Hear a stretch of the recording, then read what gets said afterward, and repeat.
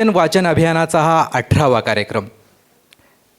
आजच्या या कार्यक्रमात उपस्थित सर्व साहित्यप्रेमी, वाचनप्रेमी आणि सर्व पत्रकार बांधवांचं आम्ही प्रिसिजन फाउंडेशनच्या वतीनं मनपूर्वक हार्दिक स्वागत करतो. मंडळी, नव्या वर्षातील पहिल्याच वाचन अभियान कार्यक्रमात आपण भेटणार आहोत एका प्रेरणादायी लेखकाला, ज्यांनी आपल्या लेखनातून समाजमन जागृत केलं, उद्योजकतेला दिशा दिली आणि राष्ट्रविचार दृढ केला, असे श्री दत्ता जोशी सर. 35 वर्षांची लेखन कारकीर्द, 44 पुस्तके, तब्बल 2.5 लाख किलोमीटरचा प्रवास आणि हजारो उद्योजकांच्या प्रेरक कहाण्या समाजासमोर आणणारे आपले आजचे प्रमुख पाहुणे श्री दत्ता जोशी सर यांचं आम्ही फाउंडेशनच्या वतीनं मनपूर्वक हार्दिक स्वागत करतो. तसेच एक शहा संपत या त्यांच्या पुस्तकाच्या दुसऱ्या आवृत्तीचा लोकार्पण सोहळा देखील आज इथे संपन्न होणार आहे. त्यासाठी काही विशेष मान्यवरांना आपण आमंत्रित केलेलं आहे. दैनिक सकाळचे सहयोगी संपादक माननीय सिद्धाराम पाटील सर उपस्थित आहेत, त्यांचं देखील आम्ही स्वागत करतो. तसेच दैनिक लोकमतचे कार्यकारी संपादक श्री मिलिंद कुलकर्णी सर, दैनिक दिव्य मराठीचे निवासी संपादक महेश रामदासी सर, दैनिक तरुण भारतचे मुख्य संपादक प्रशांत माने सर आणि दैनिक संचारचे वरिष्ठ उपसंपादक प्रशांत जोशी सर, या सर्व मान्यवर संपादकांच्या हस्ते हा लोकार्पण सोहळा इथे संपन्न होणार आहे. तत्पूर्वी मागच्या महिन्याभरातील प्रिसिजन वाचन अभियानाचा थोडासा मागोवा आपण घेऊयात. मंडळी, प्रिसिजन वाचन अभियान हा केवळ एक कार्यक्रम नाही, तर एक सातत्यपूर्ण चळवळ आहे. या चळवळीचा एक महत्त्वाचा भाग म्हणजे प्रिसिजन बुक क्लब. प्रिसिजनचे वाचकदूत श्रीधर खेडगीकर, डॉक्टर संध्या रघोजी मॅडम, अण्णासाहेब कोतली असतील, मल्लेशजी पुरवंत, शैलजा पुरवंत, विजय वाकळे यासारख्या वाचकांच्या पुढाकारानं हा बुक क्लब सातत्यानं चालू आहे. दर रविवारी सकाळी खंदकबाग सोलापूर इथे वाचनप्रेमी एकत्र येतात. पुस्तकांचं वाचन, विचारांची देवाणघेवाण आणि अनुभवांची चर्चा अशा सकारात्मक वातावरणात हा बुक क्लब नियमितपणे सुरू आहे. विशेष म्हणजे नुकत्याच एका रविवारी एका न्यूज चॅनलच्या प्रतिनिधींनी या बुक क्लबला भेट दिली आणि आपल्या वाचक सदस्यांशी त्यांनी थेट संवाद देखील साधला. या बुक क्लबविषयी विविध दैनिकांनी देखील आपल्या दैनिकांमध्ये दखल घेतली आहे आणि वाचन संस्कृतीकडे माध्यमांचं लक्ष वेधलं जाणं ही आपल्या सगळ्यांसाठीच अभिमानाची बाब आहे असं म्हणायला हरकत नाही.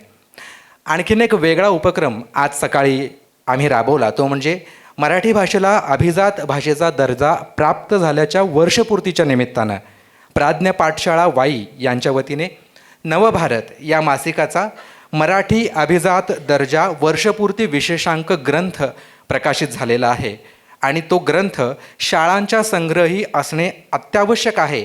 या भूमिकेतून प्रिसिजन वाचन अभियानाचाच एक भाग म्हणून आम्ही आज सकाळी सेवा सदन शाळेमध्ये एक विशेष कार्यक्रम आयोजित केला होता. या कार्यक्रमात 50 शाळांना हा संग्रहाय ग्रंथ प्रिसिजन वाचन अभियानाच्या वतीने आपण सुपूर्द केलेला आहे. अशा प्रकारे महिनाभर वाचन संस्कृतीशी रिलेटेड काही ना काही कार्यक्रम हे चालूच असतात. मंडळी, आता वळूयात आपल्या कार्यक्रमाकडे. आजच्या कार्यक्रमाच्या सुरुवातीला अभिवाचन होईल आणि मग मुख्य कार्यक्रमाला सुरुवात होईल. तर अभिवाचन करण्यासाठी मी मंचावरती आमंत्रित करतोय रश्मी मोहोळकर आणि प्रथमेश कासार यांना. आजचे आपले प्रमुख पाहुणे श्री दत्ता जोशी सर यांनी लिहिलेल्या पोलादी माणसे, मुव्हिंग ॲस्पिरेशन्स, तुम्ही बी घडाना आणि डिव्हाइन जस्टिस या पुस्तकातील निवडक भागांवर हे अभिवाचन असेल. रश्मी मोहोळकर या व्यावसायिक निवेदिका आहेत आणि आकाशवाणी सोलापूरमध्ये नैमित्तिक निवेदिका म्हणून कार्यरत करतात. तसेच the Mahive educational and charitable trust या संस्थेच्या त्या संस्थापिका आहेत. आणि प्रथमेश कासार हे गेल्या 3 वर्षांपासून 400हून अधिक राजकीय, सामाजिक, सांस्कृतिक कार्यक्रमांचं सूत्रसंचालन त्यांनी केलं आहे आणि विविध सामाजिक कार्यात त्यांचा सक्रिय सहभाग असतो. हे दोघंही आजच्या कार्यक्रमात सुरुवातीला अभिवाचन करतील. नमस्कार, मी प्रथमेश कासार. मी रश्मी मोहोळकर. पोलादी माणसे, जिल्हा सोलापूर. लक्ष्मी पंपसे श्री शरद ठाकरे यांनी अत्यंत मेहनतीतून सोलापूरच्या MIDCत आपला उद्योग उभारला. आज राष्ट्रीय पातळीवर विस्तार झालेल्या या उद्योगामागील भूमिका त्यांच्या चर्चेतून स्पष्ट होते. शरद ठाकरे सांगतात, कामावर निष्ठा ठेवून कार्य करावं आणि आपल्यासोबतच काम करणाऱ्या सर्वांचं भलं व्हावं यासाठी सतत प्रयत्नशील राहावं असं मला वाटतं. मोठी कामे उभी करताना अनेक गुणांची आवश्यकता असते. इंजिनिअरिंगचे मूलभूत ज्ञान तर आवश्यक असतेच, पण नेतृत्व गुण, दूरदृष्टी, इच्छाशक्ती यांची गरज उद्योगात असते. त्याचबरोबर सचोटी, कष्टाळूपणा आणि माणसांचे नियोजन करण्याची क्षमताही अंगी असावी लागते. शरद ठाकरे या सर्व गुणांसह प्रगतीपथावर वाटचाल करतात. नव्या पिढीसाठी ते सांगतात, सकारात्मक व्हा, उद्योग उभा करा, सामाजिक जाणीव ठेवत देशकार्य घडू द्या. जे तुमच्याकडे आहे, जे समाजाकडून तुम्हाला मिळालेलं आहे, ते समाजाला परत करण्याची संधी शोधा. शरद ठाकरे यांच्यासाठी माणूस हा सातत्याने केंद्रबिंदू राहिलेला आहे. माणसे ही केवळ कामासाठी वापरण्याची बाब नसून त्यांच्याशी जिव्हाळ्याचे नाते निर्माण झाले पाहिजे यावर त्यांचा भर असतो. त्यामुळे त्यांच्याशी कोणत्याही रूपाने एकदा जोडला गेलेला माणूस सहसा सोडून जात नाही. साधी राहणी, निर्व्यसनी व्यक्तिमत्व आणि दिलेला शब्द पाळण्याची सचोटी यामुळे त्यांची भरभराट झाली असे त्यांचे सहकारी मानतात. आता वळतोय मूव्हिंग ॲस्पिरेशन्स 2 या पुस्तकातील परिच्छेदाकडे. श्री यतीन शहा यांनी अत्यंत जिद्दीने प्रिसिजनची उभारणी केली आणि आता श्री करण शहा भविष्याचा वेध घेत आपल्या उद्योगात वेगळ्या प्रकारचे योगदान देत आहेत. परदेशी शिक्षणाला स्वदेशी जिद्दीची जोड देत ते आपल्या उद्योगाला बहाल करीत असलेली झळाळी अगदी महत्त्वाची आहे. यतीन शहा यांनी 1989मध्ये प्रिसिजन कॅम्पशाफ्ट ही कंपनी सुरू केली. 4 फाउंड्री आणि खूप मोठा सेटअप यांच्या माध्यमातून त्यांनी भारतीय कॅम्पशाफ्ट मार्केटमधील 85% वाटा काबीज केला. जगभरात कंपनीच्या उत्पादनांचा विस्तार झाला. पण EV आल्यानंतर या उत्पादनांचं काय या विचारातून त्यांच्या नव्या पिढीने म्हणजेच करण शहा यांनी त्यात नवा प्रवाह आणला. करण शहा सांगतात, आज EVचा असलेला बोलबाला 2018-19मध्ये नव्हता, पण आम्हाला कस्टमर्सकडून त्याविषयी कळत होतं. तहान लागल्यानंतर विहीर खणण्याऐवजी आम्ही आधीच तयारी सुरू करायचं ठरवलं. युरोपात एखादी EV कंपनी ॲक्वायर करता येईल का याची चाचपणी आम्ही आमच्या सल्लागारांकडून सुरू केली. आमची एक संकल्पना तेव्हाही स्पष्ट होती. आम्हाला कॉम्पोनंट मॅन्युफॅक्चरिंग करायचं नाही, तर EVचं संपूर्ण सोल्युशन द्यायचं आहे.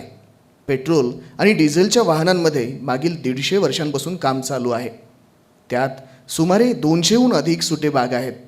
त्यापैकी असंख्य मूव्हिंग पार्ट्स आहेत आणि कॅम्पशाफ्ट त्या वाहनांचा आत्मा आहे. EVमध्ये मात्र फक्त 5 मूव्हिंग पार्ट्स आहेत. बॅटरी पॅक आणि मोटर ही स्टेशनरी आहे. कठीण तंत्रज्ञान यात सोपं झालं आहे आणि मेकॅनिकल इंजिनिअरिंगची जागा आता इलेक्ट्रॉनिक इंजिनिअरिंग घेत आहे. ही नवी गाडी त्याचमुळे वाहनापेक्षाही फोनसारखी आहे, कारण मेकॅनिकल इंजिनिअरिंगची जागा या इलेक्ट्रॉनिक इंजिनिअरिंगने घेतली. ही गाडीसुद्धा सॉफ्टवेअरद्वारे चालवली जाते. मोटार आणि बॅटरीसारखे पार्ट आम्ही जगातल्या मोजक्या अगदी 4-5 उत्पादकांकडून विकत घेतो. जगात 100हून अधिक वर्षांपासून दुचाकी कंपन्या काम करतात. पण अचानकच ओला इलेक्ट्रिक बाईक आली आणि सगळ्यात मोठी झाली. हे कसं झालं? कारण ते वाहन तयार करणं खूप साधं सोपं आहे. EV उत्पादकांसाठी सगळ्यात मोठं आव्हान कुठलं आहे? तर उपलब्ध असलेले सगळे पार्ट एकत्र जोडून त्यासाठी उत्तम सॉफ्टवेअरद्वारे सर्वात परिणामकारक सिस्टीम तयार करणे. EVचा खेळ आता एवढाच उरला आहे. आमच्या सल्लागारांनी नेदरलँडमधल्या इमॉस नावाच्या कंपनी शोधली. ही जगातली पहिली अशी कंपनी आहे की ज्यांनी 2008मध्ये 20 टनी ट्रकचं सर्वात पहिल्यांदा इलेक्ट्रिफिकेशन केलं होतं.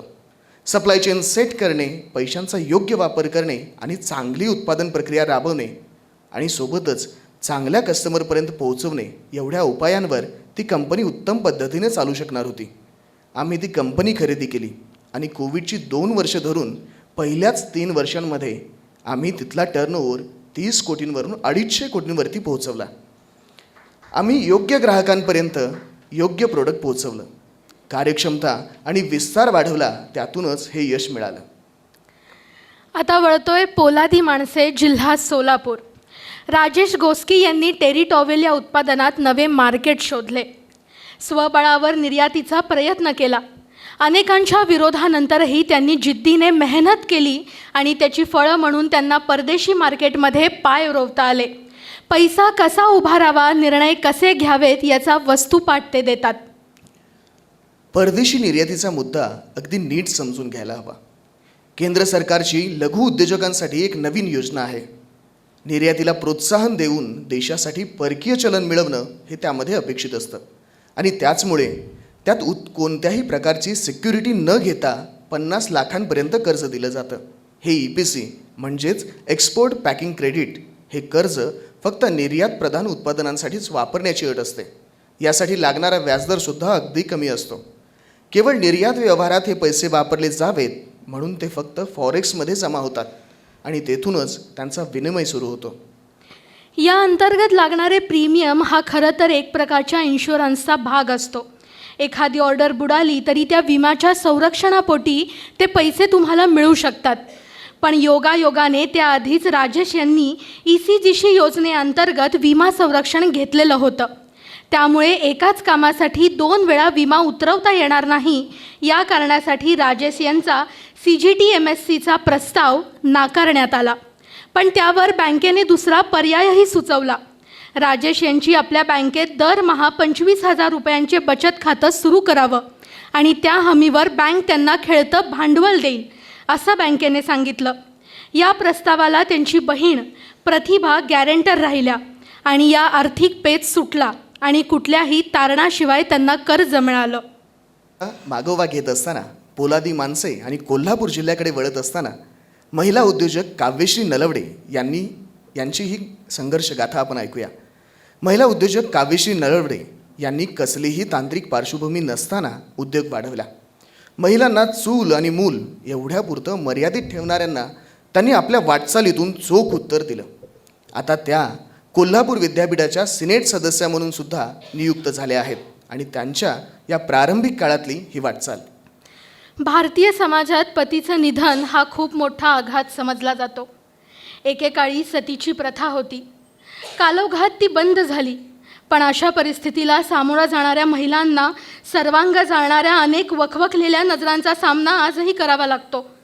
त्यामुळे बंद झालेल्या सतीचा प्रथेचा अप्रत्यक्ष अनुभव अनेकींना आजही घ्यावा लागतो. अशा वातावरणात एखादी महिला जिद्दीने उभी राहते. एवढेच नव्हे तर पतीने सुरू केलेल्या पण शून्य बिझनेस असलेल्या उद्योगाची सूत्रे हाती घेऊन आपल्याकडे असलेल्या कामगार कर्मचाऱ्यांना ती जगवते. पुढे उद्योगाचा कैक पटीत विस्तार करते आणि काही कोटींची उलाढाल असलेला उद्योग पुन्हा एकदा प्रस्थापित करते. आत्मविश्वास हरवलेल्या महिला व मुलींसाठी हे उदाहरण प्रेरकच ठरावे. जयसिंगपूरच्या पूजा इंडस्ट्रीजच्या काव्यश्री नलवडे यांची ही संघर्षकथा. जयसिंगपूरसारख्या छोट्या गावात राहून लोक अपवादांना भीक न घालता काव्यश्री यांचा औद्योगिक प्रवास सुरू झाला. पहिली 6 महिने एकही मोठी ऑर्डर नसलेल्या आणि उद्यापासून कदाचित कंपनीच बंद करावी लागणार अशा स्थितीत आलेल्या काव्यश्री यांना योगायोगाने त्यांच्या समोरच्याच कंपनीनं काम दिलं. ते काम उत्तम पद्धतीनं सुरू झाल्यानंतर आजवर त्यांना मागे वळून पाहण्याची गरज पडलेली नाही. सुरुवातीला साध्या लेथ मशीनवर सुरू झालेली ही कामे आता CNC मशीन्सवर चालतात. 7 CNC मशीन्स त्या विविध कंपन्यांना त्यांची कामं करून देतात. एका आगळ्याच दृष्टीतून उभ्या राहिलेल्या काव्यश्री यांच्या या प्रवासात त्यांचे पती शरद नलवडे यांचीही जोड मिळाली आणि वेगवेगळ्या अर्थांनी शून्यातून सुरू झालेला हा प्रवास आता चांगल्याच उंचीवर पोहोचला आहे. काव्यश्री सांगतात, स्वतःवर प्रेम करा, तेवढंच आपल्या कामावरही प्रेम करा. प्रामाणिकपणा आणि स्वच्छ विचार तुम्हाला तुमचा मार्ग दाखवतात. यानंतर वळतोय पोलादी माणसं जिल्हा कोल्हापूर. कोल्हापूरच्या औद्योगिक विश्वात सर्वत्र संचार असलेल्या श्री MB शेख यांची सचोटीची वाटचाल त्यांच्या विश्वासार्हतेचा सर्वात मोठा आधार आहे. औद्योगिक वाटचालीबद्दल सामाजिक विषयातही ते धाडसाने व्यक्त होतात. मी बोर्डिंगमध्ये वाढलो. जात आणि धर्माला तिथे काहीच स्थान नव्हतं. कधी गावाकडे तो विचारही आला नाही. 40 वर्षांच्या व्यवहारात तसा विचार केला नाही. 1987 पासून रयतच्या माजी विद्यार्थी संघटनेची उभारणी केली. त्याचा मी बिनविरोध अध्यक्ष झालो. आता सातारा येथल्या रयतच्या समन्वय समितीचा मी सदस्य आहे.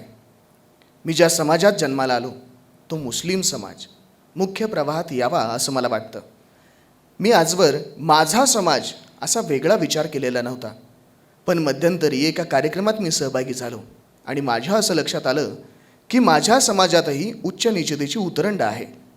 मुस्लिमातला मागास समाज म्हणता येईल असा माकडवाला, अस्वलवाला, पिंजारी, फकीर, मदारी, बागवान, टकारी, अतार हा मुस्लिमातला भटका वर्ग अजूनही प्रगतीपासून कोसो दूर आहे. त्या उलट शेख, सय्यद, काझी हा वर्ग त्यातल्या त्यात पुढं आहे. विशेष म्हणजे या वर्गातही रोटीबेटी व्यवहार होत नाहीत. आणि एन्क्लुसिव्ह ग्रोथचा विचार केला तर मुळात मुख्य प्रवाहापासून दूर असलेल्या या समाजातला हा आणखी दुर्लक्षित राहिलेला समाज पुढं येणं गरजेचं आहे. असंच मला जाणवू लागलं होतं. पुढं जायचं तर तुम्हाला स्थानिक भाषा शिकली पाहिजे, उर्दूचा आग्रह सोडला पाहिजे. कुराण शिकायचे तर अरबी किंवा उर्दूतून शिकले पाहिजे. हे कशासाठी? उर्दू किंवा अरबी ही मुस्लिमांची भाषा नाही, ती मोगलांची भाषा होती. भाषा म्हणून शिकायला हरकत नाही, पण शिक्षणाचं माध्यम कशासाठी? बांगलादेशात बंगालीतून मुस्लिमांचं शिक्षण होतं. पाकिस्तानच्या पंजाब प्रांतात पंजाबीतून शिक्षण मिळतं. अनेक इस्लामी देशांमध्ये उर्दू नव्हे तर तिथल्या स्थानिक भाषाच वापरात आहेत. मग इथे उर्दूचा आग्रह कशासाठी? जीवन जगण्यासाठी प्रॅक्टिकल भाषेची गरज असते. मातृभाषा, प्रादेशिक भाषा, राष्ट्रीय भाषा याबरोबरच व्यवहाराची भाषा शिकणं महत्त्वाचं ठरतं. या समाजात जागृती वाढली पाहिजे, तो सुशिक्षित झाला पाहिजे आणि म्हणून तरच झापडबंद अवस्थेतून तो बाहेर पडेल आणि देशाच्या मुख्य प्रवाहात सहभागी होईल. त्यामुळे मी या वर्गाच्या उन्नतीसाठी काम करण्याला सुरुवात केली. आमचे काम प्रामुख्याने शिक्षणाच्या क्षेत्रात आहे. या समाजाला शिक्षण दिलं की सारे प्रश्न आपोआप सुटण्यास प्रारंभ होईल असं मला वाटतं. तुम्ही बी घडाना अखिल भारतीय विद्यार्थी परिषदेच्या पूर्व कार्यकर्त्यांच्या कार्याचा वेध घेणारे तुम्ही बी घडाना हे पुस्तक दत्ता जोशी यांनी 2022मध्ये लिहिलं. त्याचे प्रकाशन केंद्रीय गृहमंत्री अमित शहा यांच्या हस्ते झाले. या पुस्तकातील सोलापूर कन्या जालना निवासी शीतल दरगड भाला यांच्या संदर्भातील लेखातील हा एक परिच्छेद. विषय होता जालना इथल्या ऋषी विद्या स्कूलच्या CBSE बोर्ड मान्यतेचा. वेगवेगळ्या कारणांमुळे संस्थाचालिका शीतल भाला यांना या मान्यतेसाठी अर्ज करण्यात उशीरच झालेला होता आणि रुटीन प्रोसिजरप्रमाणे त्यांना त्या पुढच्या वर्षातच शैक्षणिक मान्यता मिळू शकणार होती. पण त्यांनी चिकाटी सोडली नाही. वेगवेगळ्या मार्गांनी त्या वरिष्ठांच्या ओळखी काढत राहिल्या. आपल्याकडून झालेल्या या उशिराबद्दल क्षमायाचना करतानाच त्यामागची कारणे प्रामाणिकपणे मांडत राहिल्या. यंत्रणेला विश्वासात घेत राहिल्या आणि अखेर एक क्षण असा आला की या यंत्रणेतील सर्वोच्च अधिकाऱ्यांनी त्यांची भूमिका समजून घेत इन्स्पेक्शनला मान्यता दिली. शीतल यांनी पुढची तयारी केलेलीच होती. शाळा अगदी उत्तम रीतीने चालू होती. तेथे लागणाऱ्या शैक्षणिक आणि शिक्षणपूरक सुविधासुद्धा सज्ज होत्या. इन्स्पेक्शनमध्ये अडचण आली नाही आणि त्या शाळेतील विद्यार्थ्यांचं एकाही शैक्षणिक वर्षाचं नुकसान न होता त्याच वर्षापासून त्यांना CBSEची मान्यता मिळाली. शीतल भाला सांगतात, डोक्यावर बर्फ, तोंडात साखर आणि पायात भिंगरी ही कार्यकर्त्याची लक्षणं आहेत. विद्यार्थी परिषदेचे काम करताना हे वाचलेले होते. आजवरच्या आयुष्यात त्यातील काही गोष्टींची अनुभूतीही आली. पण हा संस्कार जसाच्या तसा प्रत्यक्षात उतरवून मिळणारं फळ प्रथमच अनुभवत होते. माझ्या आयुष्यात विद्यार्थी परिषदेच्या संस्काराचे मोल खूप मोठे आहे. ज्ञान, चारित्र्य आणि एकता या त्रिसूत्रीवर विद्यार्थी परिषदेचं काम उभं आहे. या संस्थेत हीच त्रिसूत्री अंमलात येते. मुलांना उत्तम दर्जाचं शिक्षण मिळालं पाहिजे, त्यासाठी गुणवत्तापूर्ण शिक्षकवृंद, सुसज्ज प्रयोगशाळा, उत्तम ग्रंथालय, अद्ययावत कम्प्युटर लॅब हे सारं उभं आहेच. त्यामुळं इथलं शैक्षणिक निकाल चांगले असतात. पण त्याचबरोबर चारित्र्य घडवण्याच्या बाबतीत विविध उपक्रम आखले जातात. एकता हा विषयही प्रयोगातून साध्य होतो. आता वळतोय पोलादी माणसे जिल्हा सांगली या परिच्छेदाकडे. सांगलीचे पक्षी निरीक्षक शरद आपटे यांनी हजारो पक्ष्यांचे स्वर रेकॉर्ड केले आहेत. त्यांची काही निरीक्षणे अफलातूनच आहेत. दाजीपूरच्या कॅम्पपासून त्यांचं पक्षी निरीक्षण खऱ्या अर्थानं सुरू झालं. विशेष म्हणजे या मोहिमेची सुरुवात त्यांनी आपल्या परिसरापासून केली. सांगली शहर आणि परिसरातल्या बागा, शेती, मळे, नदीकाठ इथे आठवड्याच्या सुट्ट्या खर्ची पडू लागल्या. स्वतःची दुर्बीण नसल्याने मग दुर्बीणवाल्याशी दोस्ती केली आणि ही दोस्ती पुढे टिकलीसुद्धा. पक्षी पाहणे, वर्णन लिहिणे, त्यांच्या शरीररचनेतील ठळक वैशिष्ट्ये नोंदविणे, रंग नोंदविणे, त्यांच्या सवयी, पाहिलेले ठिकाण, वेळ यांच्या नोंदी करणे आणि मग पुस्तकात पाहून त्यांची पोटजात नक्की करणे, ही सवय अगदी प्रारंभीपासून अंगी भिनली. सांगलीचे प्राध्यापक सुरेश गायकवाड यांचं मार्गदर्शन आणि प्रोत्साहन त्यांना या कामी महत्त्वाचं ठरलं. पक्षीमित्र सलीम अली यांचे बुक ऑफ इंडियन बर्ड या पुस्तकाची तर त्यांना खूपच मदत झाली. पक्ष्यांची बारकाईने निरीक्षणे करायची, ती नोंदवायची आणि एखादा अनोळखी पक्षीसुद्धा यामध्ये सापडत असे. मग त्याचे संदर्भ सलीम अलींच्या पुस्तकात शोधायचे. हा सारा प्रारंभीचा 5-6 वर्ष चाललेला संपूर्ण कार्यभार होता. पण हे सारे वहीत टिपणांच्या स्वरूपात नोंदवलेलं होतं. स्वतःच्या बँकेतील नोकरीमुळे लेजर बुकची त्यांना सवय होती. हे लेजर बुक पाहिलं की एका दृष्टिक्षेपात खात्याचे सारे तपशील डोळ्यासमोर येतात. आणि तशाच पद्धतीनं पक्ष्यांचं लेजर बुक का नसावं या कल्पनेनं त्यांना पछाडलं. आणि मग त्यांनी ही कल्पना अंमलात आणली आणि एक रजिस्टर बनवलं. पक्षी निरीक्षणाच्या निमित्ताने त्यांची भरपूर भटकंती झाली. महिन्यातून 2 वेळा शनिवारी बँकेची वेळ संपल्यानंतर मोटारसायकलला किक मारून परस्पर प्रवासाला निघून जाणं आणि त्या 2 दिवसात वारा, पाऊस, ऊन, थंडीची तमा न बाळगता नोंदी करणं हे काम हा त्यांचा क्रमच झाला. इथेच ते पक्षी निरीक्षकांसाठी काही मौल्यवान टिप्स देतात. एखाद्या ठिकाणी वारंवार विविध ऋतूत गेलं पाहिजे. कधीतरीच जायचं हे उपयोगाचं नाही. जिथे जायचं तिथं आदल्या दिवशी संध्याकाळी 5 वाजेपर्यंत पोहोचावं. ते शक्य नसेल तर रात्री उशिरापर्यंत तरी पोहोचलंच पाहिजे. अगदी 20-30 किलोमीटरचं अंतर असेल तरी आदल्या दिवशीच पोहोचायचं. संध्याकाळ आणि सकाळ या पक्ष्यांच्या आवाज देण्याच्या वेळा असतात. त्या चुकल्या तर अभ्यास कसा करणार? या निरीक्षणांसाठी त्यांनी जी मेहनत घेतली त्याचं एक उदाहरण म्हणून 1997 ते 2000 या काळात सागरेश्वर अभयारण्य घेता येईल. या 3 वर्षात त्यांनी या अभयारण्यात 63 मुक्काम केले. 126 जातींच्या पक्ष्यांची नोंद केली. हिवाळी स्थलांतर करणाऱ्या 22 जाती, निव्वळ घरटी करण्यापुरत्या अभयारण्यात येणाऱ्या 15 जाती आणि स्थानिक स्थलांतर करणाऱ्या आणि क्वचितच अभयारण्यात आढळणाऱ्या 30 जाती आणि इतर. तेथील स्थानिक रहिवासी हे ठामपणे सांगण्याइतका हा डेटाबेस या 3 वर्षांच्या काळात त्यांच्या हाती आला होता. आता सादर करतोय डिव्हाइन जस्टिस. यमगरवाडीच्या भटके विमुक्तांसाठीच्या शाळेत शिक्षक असलेले उमाकांत मिटकर आता पोलीस तक्रार प्राधिकरणाचे न्यायिक सदस्य आहेत. त्यांच्या डिव्हाइन जस्टिस या दत्ता जोशी लिखित आत्मवृत्तातील हा हृदयस्पर्शी उतारा. सर्वसाधारणपणे दिवाळीचा सण आमच्या घरी मोठ्या उत्साहात साजरा केला जात असे. गोडधोड पदार्थ, नवे कपडे या गोष्टी तर होत्याच, पण त्या सणाचा आनंद खूप मोठा असे. सुगंधी तेल, उटणे लावून गरम पाण्याने केलेली आंघोळ, प्रसंगी फटाके, घरी सगळी रेलचेल असे. मी घरात नव्हतो अशी ही पहिलीच दिवाळी. खरं तर तेथून काहीच किलोमीटरवर आमचं घर. ठरवलं असतं तर एखादी बस धरून अर्ध्या तासात घरीही पोचलो असतो. पण मी एक जबाबदारी घेऊन या वस्तीवर आलो होतो. या वस्तीतील आनंद आणि दुःखात सहभागी होणं हेच माझ्याकडून अपेक्षित होतं. या वस्तीवर किंवा समाजात दिवाळीचं कसलंच वातावरण नव्हतं. भीक मागून मिळेल ते खाणाऱ्यांकडे कुठली आली दिवाळी. सारी वस्ती रोजच्यासारखी सुस्त होती. मी खिन्न मनाने शेडमध्ये बसलो होतो. पोटात भुकेचा डोंब उसळला होता. दुपार सरली, संध्याकाळची चाहूल लागली, पोटात अन्नाचा कण नाही. रडण्याचा उमाळाही येऊन संपून गेला. मी ओलेल्या डोळ्यांनी तसाच बसून होतो आणि तेवढ्यात गंगाराम आला. हा गंगाराम आमच्या यमगरवाडीच्या शाळेतला विद्यार्थी. मी वस्तीवर आल्यानंतर जे ओळखीचे मोजके चेहरे होते त्यापैकी हा एक. मी दुपारपासून शेडबाहेर निघालो नाही हे त्याच्या लक्षात आलेलं होतं. बाहेर दिवाळी आहे आणि आपला मास्तर उपाशीपोटी शेडमध्ये बसून आहे हे त्याला जाणवलं असावं. तो आत डोकावला आणि म्हणाला, गुरुजी, तुम्ही जेवला नव्ह का? नाही रे, मी उत्तरलो.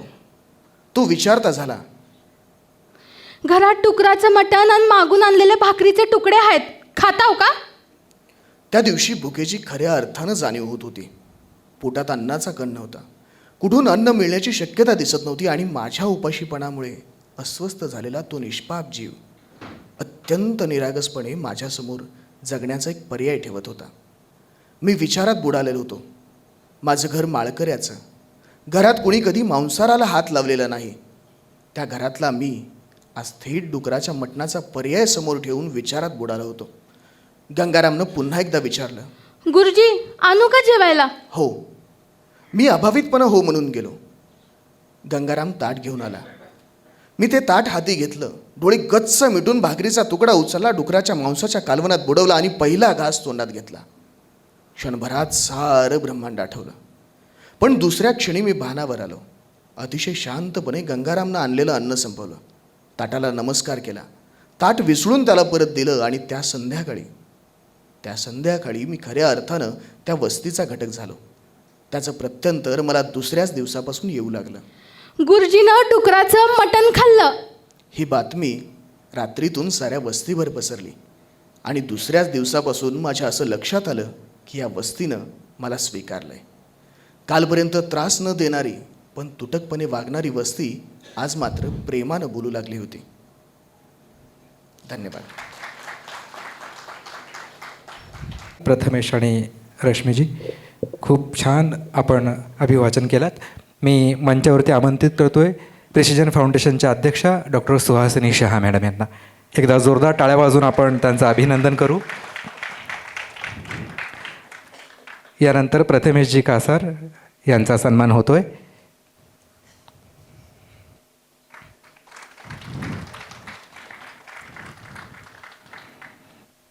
माननीय श्री दत्ता जोशी सरांना मी विनंती करतो की आपण कृपया मंचावरती यावं. त्यांचा परिचय थोडक्यात करून देण्याचा प्रयत्न करतो. दैनिक सकाळ आणि दैनिक तरुण भारतमध्ये मिळून सुमारे 15 वर्षांची विधायक पत्रकारिता त्यांनी केली आहे. स्वतंत्र व्यावसायिक म्हणून लेखन आणि जनसंपर्क विषयातील मागील 20 वर्ष कार्य आहे. झेप नावाचं पहिलं पुस्तक 2006मध्ये प्रकाशित झालं आहे. पोलादी माणसे या मालिकेत राज्यातील 36 पैकी 24 जिल्ह्यांमध्ये तब्बल 2.5 लाख किलोमीटरचा प्रवास करून त्यांनी लेखन केलेलं आहे. उद्योगातील ही चांगली माणसं शोधणं आणि त्यांच्या कार्यक्षेत्राला भेट देऊन संपूर्ण लेखन करणं या पद्धतीने सुमारे 900 उद्योजकांवर त्यांनी लेखन केलेलं आहे. ही एक मोठी बाब मला सांगायला आवडेल. याशिवाय उद्योगातील दुसऱ्या आणि तिसऱ्या पिढीतील उद्योजकांचा वेध घेणारी मूव्हिंग ॲस्पिरेशन्स ही 2 पुस्तकांची मराठी आणि इंग्रजीतील पुस्तक मालिका, यातून 50 तरुण उद्योजकांचा वेध त्यांनी घेतलेला आहे. पोलादी माणसे आणि मूव्हिंग ॲस्पिरेशन्स या दोन्ही मालिकांमध्ये प्रिसिजन उद्योग समूहाचा अभिमानास्पद समावेश आहे. मला याचा आनंद आहे. आजवर एकंदर 44 पुस्तकं प्रकाशित आहेत आणि पुढील 3 पुस्तकांच्या लेखनाची प्रक्रिया चालू आहे. आणि सगळ्यात महत्त्वाचं, पुस्तकांच्या विक्रीतून कमाई करण्यापेक्षा समाजापर्यंत कमीत कमी मूल्यामध्ये, कमीत कमी किमतीमध्ये पोहोचवण्याचं एक मिशन त्यांनी चालू केलं आहे. त्यामुळे सेल्फ पब्लिकेशन पद्धतीनं त्यांनी पुस्तकांचं प्रकाशन केलेलं आहे. हे एक कौतुक त्यांच्या बाबतीत मला सांगायला आवडेल. त्याचबरोबर महाराष्ट्र ग्रंथोत्तेजक सभा पुणे यांचा लेखन पुरस्कार त्यांना मिळाला आहे. संस्कार भारती विदर्भ यांचा वाङ्मय पुरस्कार आणि BBNG नाशिक यांचा उद्यम कौत्सुक पुरस्कार त्यांना मिळाला आहे. आणि उद्योजकतेच्या विविध पैलूंवर तब्बल 50हून अधिक व्याख्यानं त्यांनी दिलेली आहेत. असं बहुआयामी व्यक्तिमत्व आज आपल्या कार्यक्रमात उपस्थित आहेत. त्यांचं आम्ही मनपूर्वक स्वागत करतो. मी मॅडमना विनंती करतो की आपण त्यांचा सन्मान करावा. श्री दत्ता जोशी सर.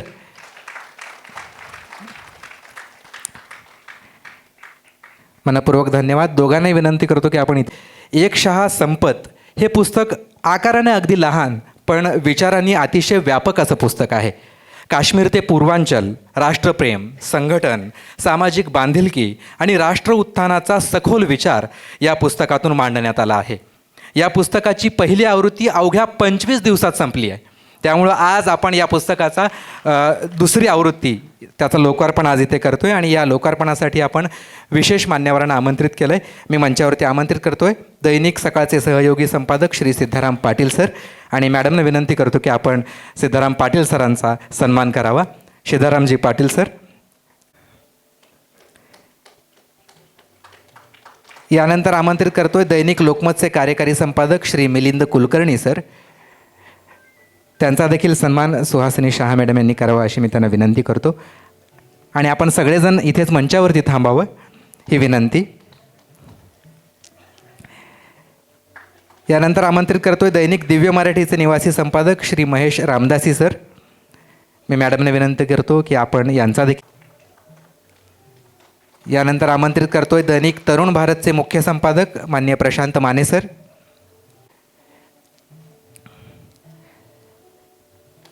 आणि आमंत्रित करतोय संचारचे वरिष्ठ उपसंपादक श्री प्रशांत जोशी सर. या सर्व मान्यवर संपादकांच्या हस्ते हा लोकार्पण सोहळा होणार आहे.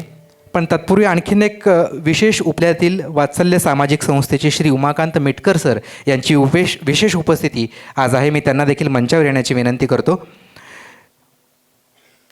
उमाकांत मिटकर सरांची आत्मकथा जी आहे ती डिव्हाइन जस्टिस या पुस्तकाच्या माध्यमातून लोकांसमोर आणणारे चरित्रकार श्री दत्ता जोशी सर आणि ज्यांच्यावर चरित्र लिहिलं गेलं ते उमाकांत मिटकर सर दोघेही आज एका मंचावर आहेत. याचा मला मनस्वी आनंद आहे. आणि उमाकांत मिटकर यांच्या वात्सल्य सामाजिक संस्थेला 2022 साली प्रिसिजन गप्पा या कार्यक्रमात मूर्ती पुरस्कारानं देखील गौरवण्यात आलेला आहे. ते आज इथे उपस्थित झाले त्याबद्दल मी त्यांचे देखील मनपूर्वक स्वागत करतो. आणि आता मी विनंती करतो की सर्व मान्यवरांना एक शहा संपत या पुस्तकाचा लोकार्पण इथे सर्व मान्यवरांच्या हस्ते होईल. या पुस्तका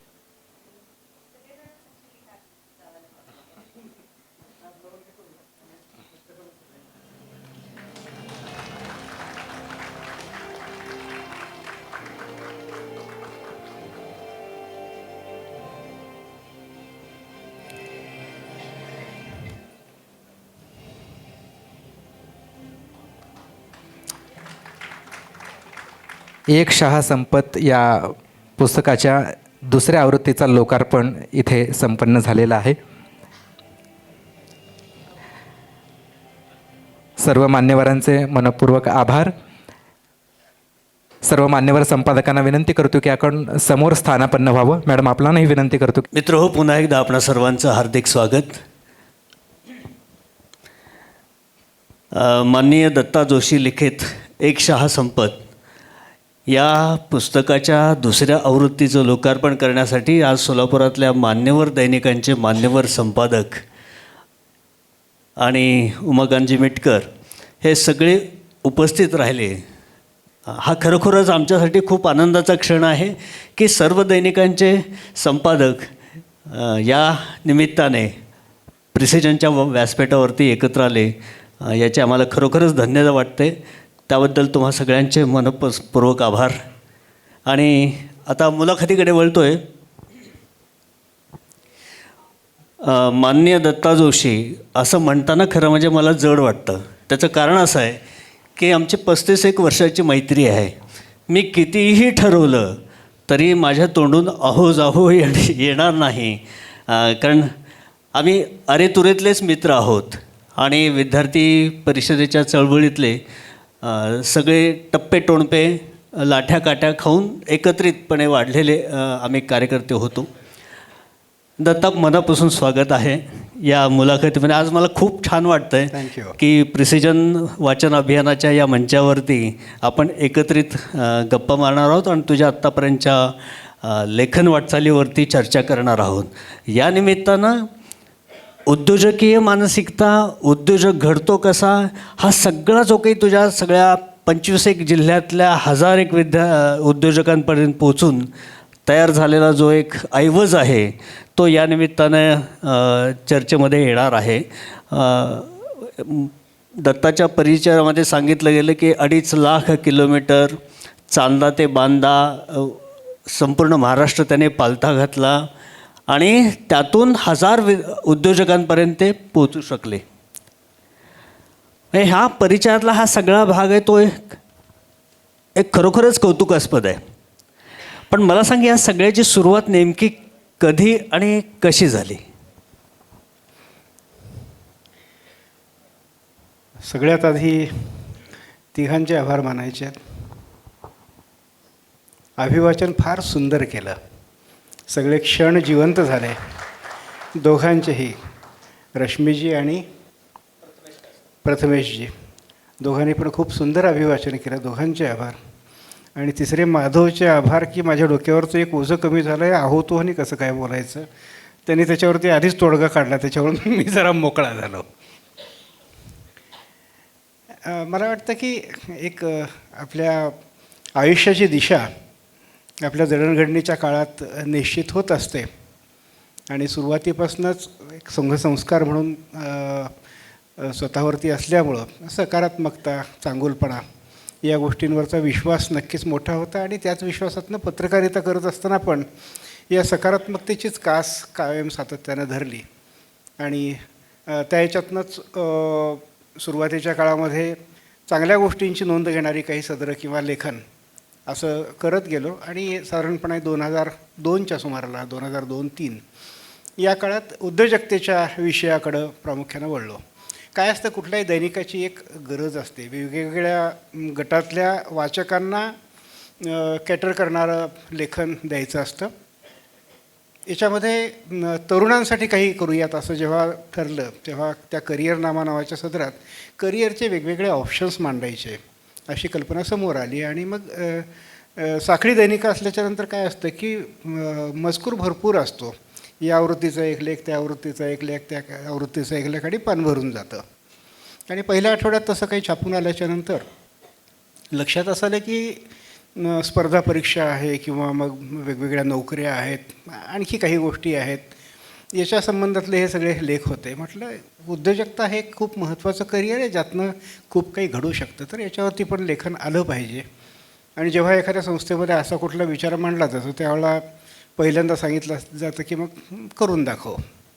सुरुवात तिथून झाली आणि ती मग अजूनपर्यंत चालू आहे. आता 2002 ते 25 मागची 22-23 वर्षे पर्टिक्युलरली या विषयाला केंद्रित धरून हे लेखन चालू आहे आणि या निमित्ताने मला पण सातत्यानं रिजिनेट झाल्याचा आनंद मिळतो. म्हणजे त्यातलं पहिलं पुस्तक हे झेप 2006 साली प्रकाशित झालेलं. सकाळमध्ये असताना ती सिरीज सुरुवातीला लिहिली होती 2002, 3, 4च्या दरम्यान. आणि मग हे सगळे पहिल्या पिढीतले उद्योजक होते ज्यांनी कधी काळी नोकऱ्या केल्या आणि नोकऱ्या सोडून ते उद्योजक झाले. आणि त्यातल्या काही जणांनी मग आग्रह धरला की तू आमच्यावरती हे सगळं लिहिलं, आम्ही नोकऱ्या केल्या आणि नोकऱ्या सोडून उद्योजक झालो वगैरे, तर तू नोकरी कधी सोडणार. आणि मग त्या अप्रत्यक्ष दबावातनं मी पण नोकरी सोडून दिली. आणि मग नोकरी सोडल्यानंतर एक वर्षभरात एक प्रस्ताव त्यांच्याकडनंच समोर आला की एवढं सगळं चांगलं सदर तू केलेलं होतं आणि आमच्याबद्दल लिहिलं, हा एक भाग त्यातला महत्त्वाचा आहेच आहे, पण या निमित्ताने ज्या प्रेरणेतनं, ज्या भावनेतनं ते लेखन आलं होतं ते मग पुस्तक रूपाने पण आलं तर ते छान राहील. मग त्याच नावाने ते पुस्तक प्रकाशित करायचं ठरलं आणि 2006च्या ऑक्टोबरमध्ये ते माझं पहिलं पुस्तक आमचे सकाळचे जे व्यवस्थापकीय संचालक होते त्यावेळेचे प्रतापराव पवार त्यांच्या शुभ हस्ते छत्रपती संभाजीनगरमध्ये त्या पुस्तकाची प्रकाशनाचा योग आला. ते सगळं लेखन त्याआधी सकाळमध्ये आलेलं होतं, त्यामुळं त्यांच्यासारख्या व्यक्तीच्या हसणं आणि जे उद्योजकतेचा आग्रह धरतात स्वतःच्या आयुष्यात पण, असे एक चांगले हात या पुस्तकाचा प्रकाशनासाठी लागले आणि तिथनं खऱ्या अर्थाने या सगळ्या प्रवासाची सुरुवात झाली. म्हणजे सकाळसारख्या दैनिकातली नोकरी सोडली हा पहिला गुन्हा. दुसरा, लेखन स्वतंत्रपणे सुरू केलं हा दुसरा गुन्हा. आणि तिसरं म्हणजे प्रकाशन व्यवसाय सुरू केला. म्हणजे हा सगळाच आतबट्ट्याचा धंदा म्हणजे का करावा असा वाटला, असं म्हणजे त्याच्या मागची प्रेरणा काय? स्वतः उद्योजक होण्याची ही एकमेव प्रेरणा होती? तर आपल्याकडे हाऊस भारी असा एक शब्द असतो ना, गंमत सोडा, पण मी एका ठिकाणी फार रमत नाही. एकच एक गोष्ट करण्यात मजा नसते. म्हणजे पत्रकारितेत 15 वर्ष काढली आणि मागची 20-21 वर्ष, उद्याच्या आज किती दिनांक, आजचा 3 आहे ना, 3, आणखी 3 आणि 8, आणखी 8 दिवसांनी मी नोकरी सोडल्याला 21 वर्ष पूर्ण होतील. वा. तर ती 15 आणि ही 21 या पूर्ण याच्यात कुठल्या एका गोष्टीत रमण्याचा माझा स्वभाव नाही. सतत नवीन काहीतरी प्रयोग करत राहिले पाहिजे, शिकत राहायला पाहिजे आणि त्यातनं समाधान मिळवता आलं पाहिजे. नोकरी सोडल्यातलं समाधान सुरुवातीला अनुभवलं त्या काळात वेगवेगळ्या प्रकारच्या मास कम्युनिकेशन किंवा मास मीडियाच्या सर्व्हिसेस ज्याला आपण म्हणतो. मी मूळचा मास कम्युनिकेशनचा विद्यार्थी, master of mass communication in journalism. त्या ह्याच्यातनं माध्यमातला एक 15 वर्षाचा तो अनुभव आला आणि मग तो अनुभव व्यावसायिक स्वरूपात आपण वापरू शकतो का, आपण प्रयत्न करून पाहूयात. त्या प्रयत्नातनं या व्यावसायिकतेची सुरुवात झाली. सुरुवातीला वेगवेगळ्या प्रकारच्या 8-10 प्रकारच्या सर्व्हिसेस द्यायचो.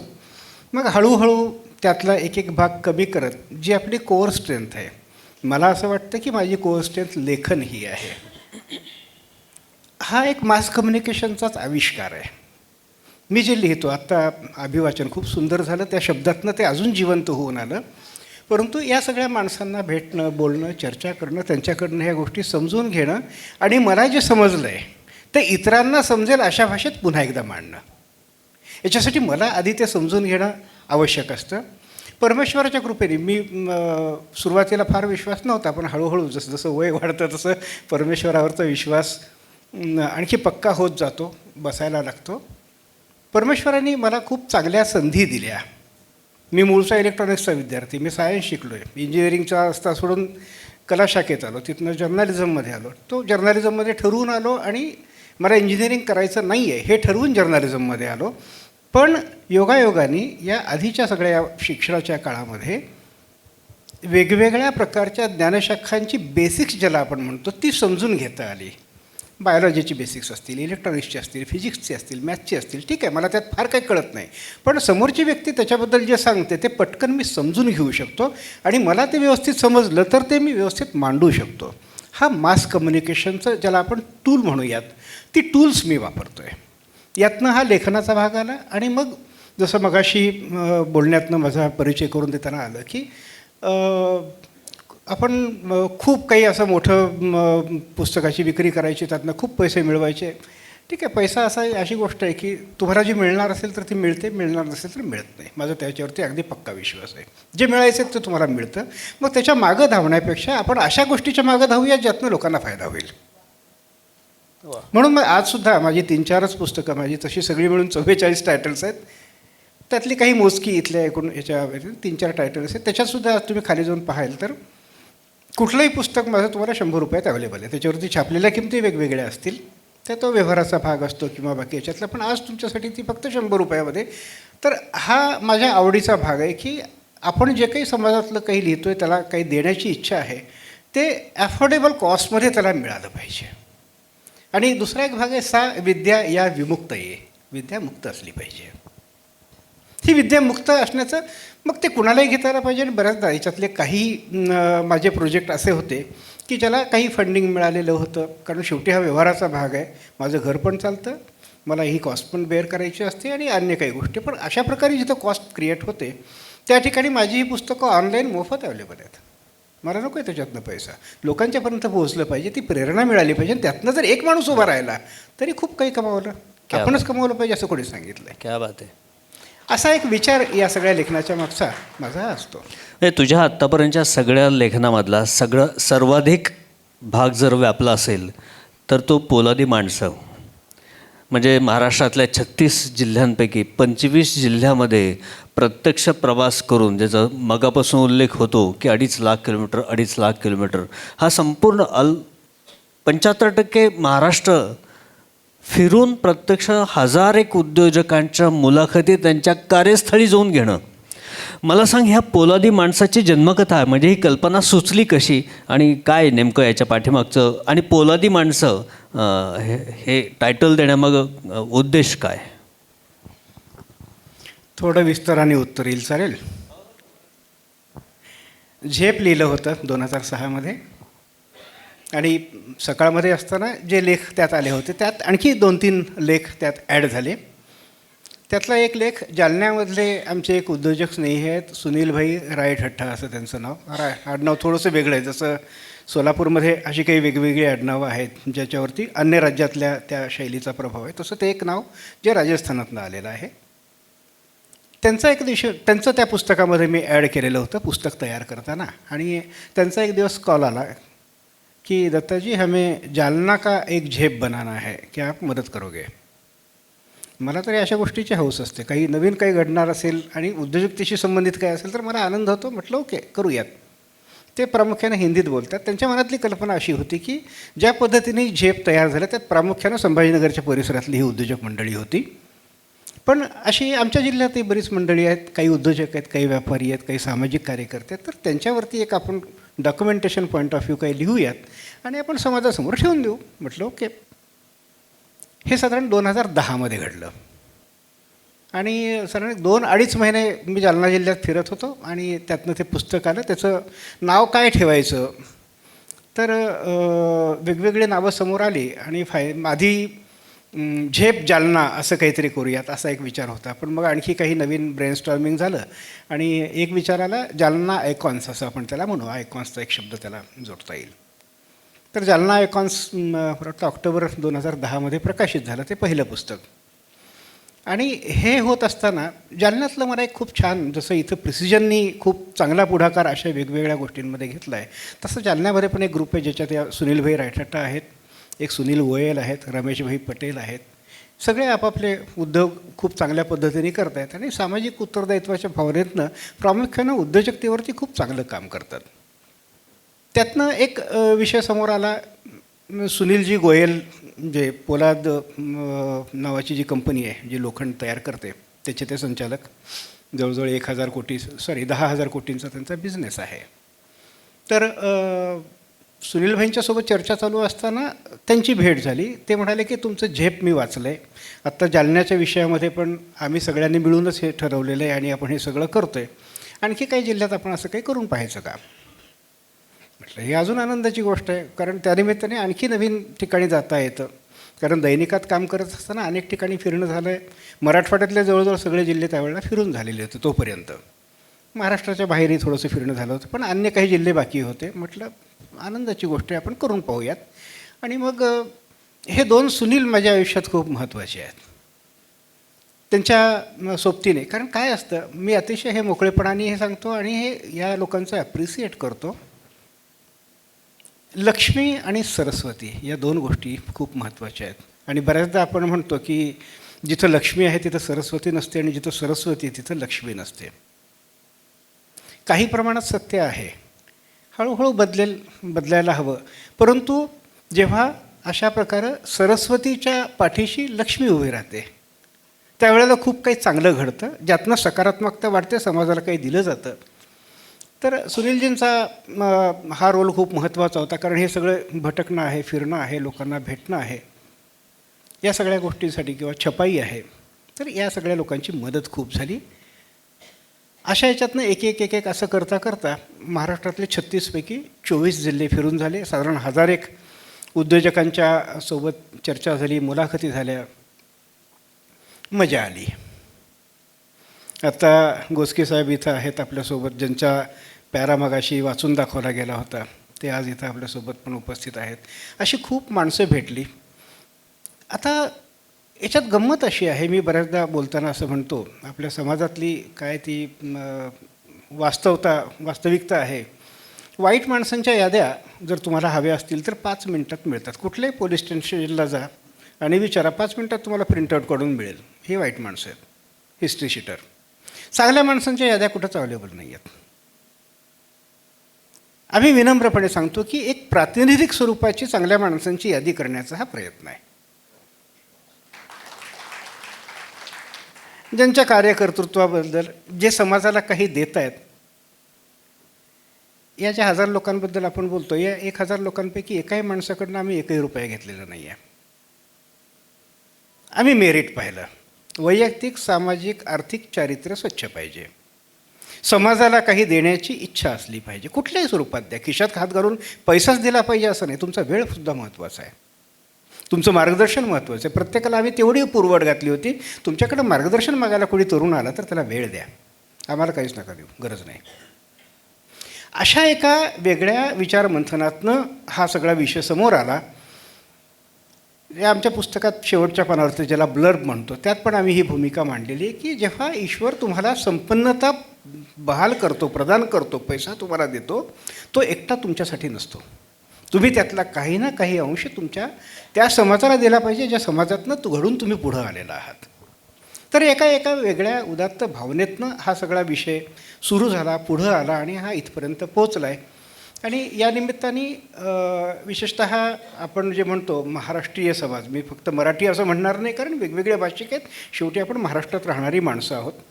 पण काही याच्यात आपण व्यावसायिक समाज म्हणून मारवाडी किंवा गुजराती समाजाबद्दल जे बोलतो, की की यांच्या रक्तात बिझनेस आहे. बिझनेस तर आपल्या प्रत्येक भारतीयाच्या रक्तात आहे. वर्षानुवर्ष आपण बिझनेसच केलेला आहे. महासत्ता, जागतिक महासत्ता म्हणून आपण जे विश्वगुरू म्हणतो, सोने की चिडिया म्हणतो, ती काय अशीच येऊन चिवचिव करून नाही केलेली. प्रत्येकाच्या रक्तात बिझनेस आहे आपल्या. फक्त मधल्या काही काळामध्ये तो थोडासा पिछाडीवर गेला. त्याला पुन्हा एकदा फक्त आठवण करून द्यायची की यस, तुमच्या रक्तात आहे, प्रयत्न करा, पुढे याल. प्रत्येक जिल्ह्यामध्ये अशा प्रकारचे टाटा बिर्ला आहेत. टाटा बिर्ला काय फक्त मुंबईत नाही आहेत. हे प्रत्येक जिल्ह्यातले टाटा बिर्ला इथल्या तरुणांसमोर मांडणं, त्यांना त्यातनं काही प्रेरणा देणं, आणि त्यातनं जर कोणी उभं राहिलं तर त्यातनं ही उद्योजकता वाढेल, त्यातनं रोजगार वाढेल, त्यातनं समाजाभिमुखता वाढेल, आणि त्यातनं देशाचं चित्र बदलेल. पैसा मिळवणं आणि पैसा कमवणं दोन्ही वेगळ्या. पैसा क्रिएट करणं आणि पैसा अर्न करणं. नोकरी केल्यानंतर तुम्हाला पगार मिळतो, पैसा अर्न होतो, परंतु पैसा क्रिएट करायचा असेल, वेल्थ क्रिएशन जे म्हणतो आपण, ते उद्योगातनं होतं. आणि हे असे उद्योजक जेव्हा घडतील तेव्हा देश उभा राहणार आहे. हाच थोडासा मुद्दा मला विस्तारानं आणि थोड्याशा वेगळ्या ह्याच्याने हवा आहे. म्हणजे आम्हाला ऐकायला आवडेल की उद्योजक हा जन्माला यावा लागतो की उद्योजकता ही घडवता येऊ शकते. म्हणजे उद्योजकीय मानसिकता नेमकी कशा पद्धतीची असते.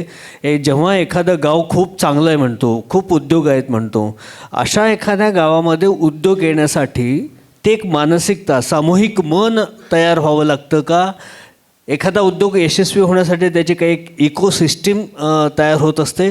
त्या इकोसिस्टीममध्ये गावाची मानसिकता हा एक महत्त्वाचा मुद्दा असू शकतो का? हा थोडासा आपण बोलूयात याच्यावरती. असं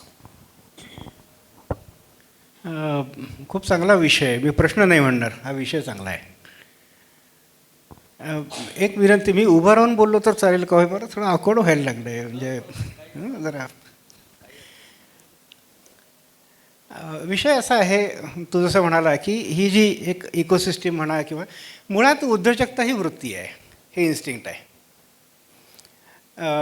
दुपारी अन्वयशी बोलत होतो, माधवच्या मुलाशी गप्पा मारत होतो. बोलता बोलता त्यांनी सांगितलं की मला पण नोकरी सोडून काहीतरी उद्योग करायची इच्छा आहे. म्हटलं ताबडतोब नोकरी सोडून दे, ज्या दिवशी नोकरी सोडशील त्या दिवशी माझ्याकडनं पार्टी. हा गमतीतला विषय असला तरी मला असं वाटतं की उद्योजकता किंवा उद्योजक होणं हे एक इन्स्टिंक्ट आहे. तुमच्यात मुळात ती वृत्ती असायला पाहिजे की मला काहीतरी करायचं आहे. ते किती छोटं आहे किंवा किती मोठं आहे डझंट मॅटर. कुठल्याही मोठ्या गोष्टीची सुरुवात छोटीच आहे ना. आज ज्या प्रिसिजन परिवाराच्या बॅनरखाली इथं जमलो आहे आणि वर्षानुवर्ष हे इतके चांगले उपक्रम समाजासाठी राबवत आहेत, हे त्या आर्थिक संपन्नतेतनं आले, जी आर्थिक संपन्नता उद्योगातनं मिळालेली आहे. आणि त्या उद्योगाची सुरुवात 2 खोल्यातनं झालेली आहे. हा जो भाग आहे हा इन्स्टिंक्टचा आहे. त्याच्यात तुमचं शिक्षण काय, तुमच्या आजूबाजूला कोण आहे, तुमच्याकडे पैसा आहे की नाही आहे, तुम्हाला कोणी मदत करतं आहे की नाही आहे, डझंट मॅटर. तुम्हाला काही करण्याची इच्छा असणं, त्यासाठी तुम्ही प्रयत्न करणं, 4 पावलं टाकणं, आणि जेव्हा 4 लोकांच्या ते नजरेत येतं त्यावेळेला आपोआप तुम्हाला मदत मिळायला लागते. फक्त हे करताना आपल्या कायद्यामध्ये एक हे आहे पहा, कुठल्याही गुन्हेगाराला पकडल्याच्या नंतर कोर्टात जेव्हा केस उभी राहते त्यावेळेला त्याचा मोटिव्ह तपासला जातो. हा मोटिव्ह जीवनाच्या प्रत्येक अंगामध्ये समज तपासत असतो. तुमचा जर हेतू चांगला असेल, तुमचा मार्ग उत्तम असेल, सचोटीचा असेल, तर तुम्हाला मदत करण्यासाठी आज ना उद्या हात समोर येतात. परीक्षा पाहतो समाज, बँक परीक्षा पाहते, प्रत्येकजण परीक्षा पाहतो, कारण परीक्षेतनं उत्तीर्ण झाल्याशिवाय तुमच्यातलं पोटॅन्शियल, तुमची क्षमता कुणाला कळणार नाही आहे. पण ऑफकोर्स एका काय म्हणूयात इकोसिस्टीमची मदत हे सगळं उभं राहण्याला होते.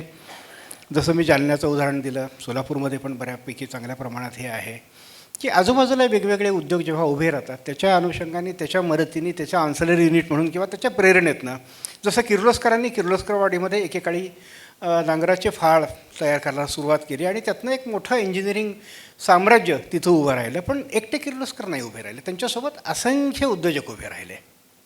हा इकोसिस्टमचा फायदा असतो. किंवा कुठल्याही उद्योगामध्ये कोणी एकच एक माणूस मोठा नसतो होत. तो मोठा होत असताना आपल्यासोबत अनेकांना घेऊन तो मोठा होत असतो. फक्त त्याच्यामध्ये मी जसं म्हणालो की काही बेसिक्स त्याच्यातली क्लिअर असली पाहिजेत. हे का करायचं आहे, हा जो व्हाय आहे, या व्हायचं उत्तर जितकं तुमचं समर्पक आहे तेवढा तुमचा उद्योजक म्हणून उभं राहण्याची, विकसित होण्याची तुमची शक्यता अधिक मला वाटतं फ्रुटफुल होऊ शकते. ग्रेट. आता हे सगळे हजार उद्योजक शोधणं हा एक मोठा टास्क असणार आहे. कारण आपण काय, आपला रीच हा 2, 4, 5 जिल्ह्यांपुरता असतो. 25 जिल्ह्यापर्यंत जाणं, त्या जिल्ह्यातले तू म्हणतोस तसे फिल्टर लावून, चाळणी लावून चांगलेच उद्योजक शोधणं ही एक मोठी प्रोसेस आहे. हे शोधले कसे, आणि या सगळ्या शोध कार्यामध्ये काही तुला अशा प्रेरक गोष्टी आढळल्या, प्रेरक काही कथा, कहाण्या आठवल्या तर आम्हाला नक्की ऐकायला आवडेल. हा आणखी खूप वेगळा विषय आहे आणि खूप विस्ताराने मांडण्यासारखा. म्हणजे अशा विषयांवरती मी रात्र बोलू शकतो. किती ऐकायचं तुम्ही ठरवा.